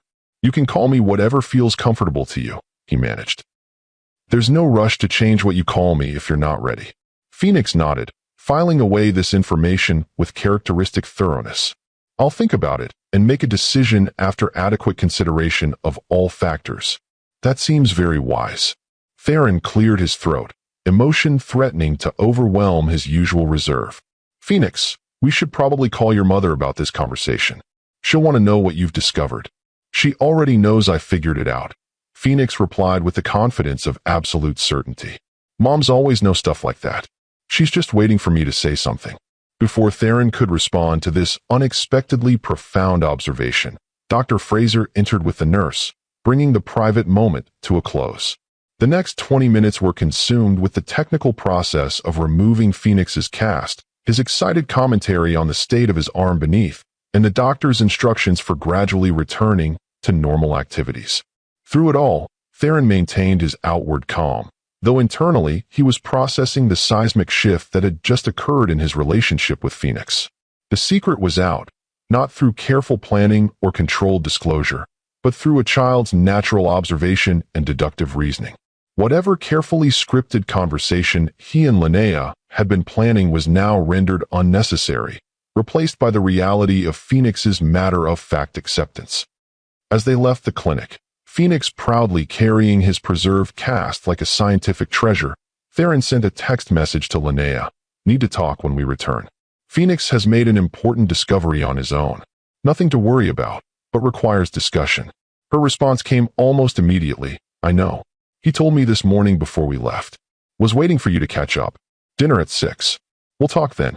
The message, with its hint of wry amusement at his surprise, suggested Linnea had been more prepared for this development than he had.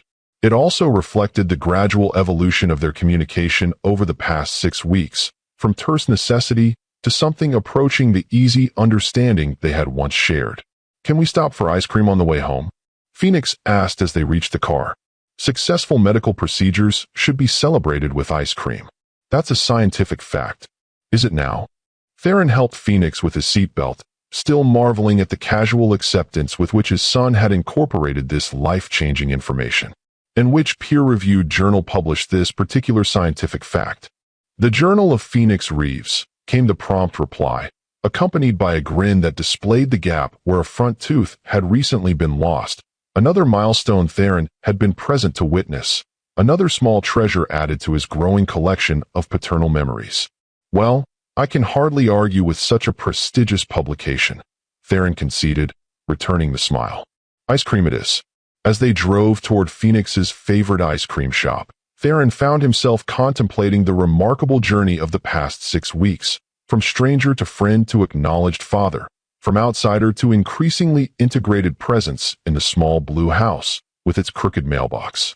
The path had not been without complications or setbacks, moments of tension with Linnea or uncertainty about his role.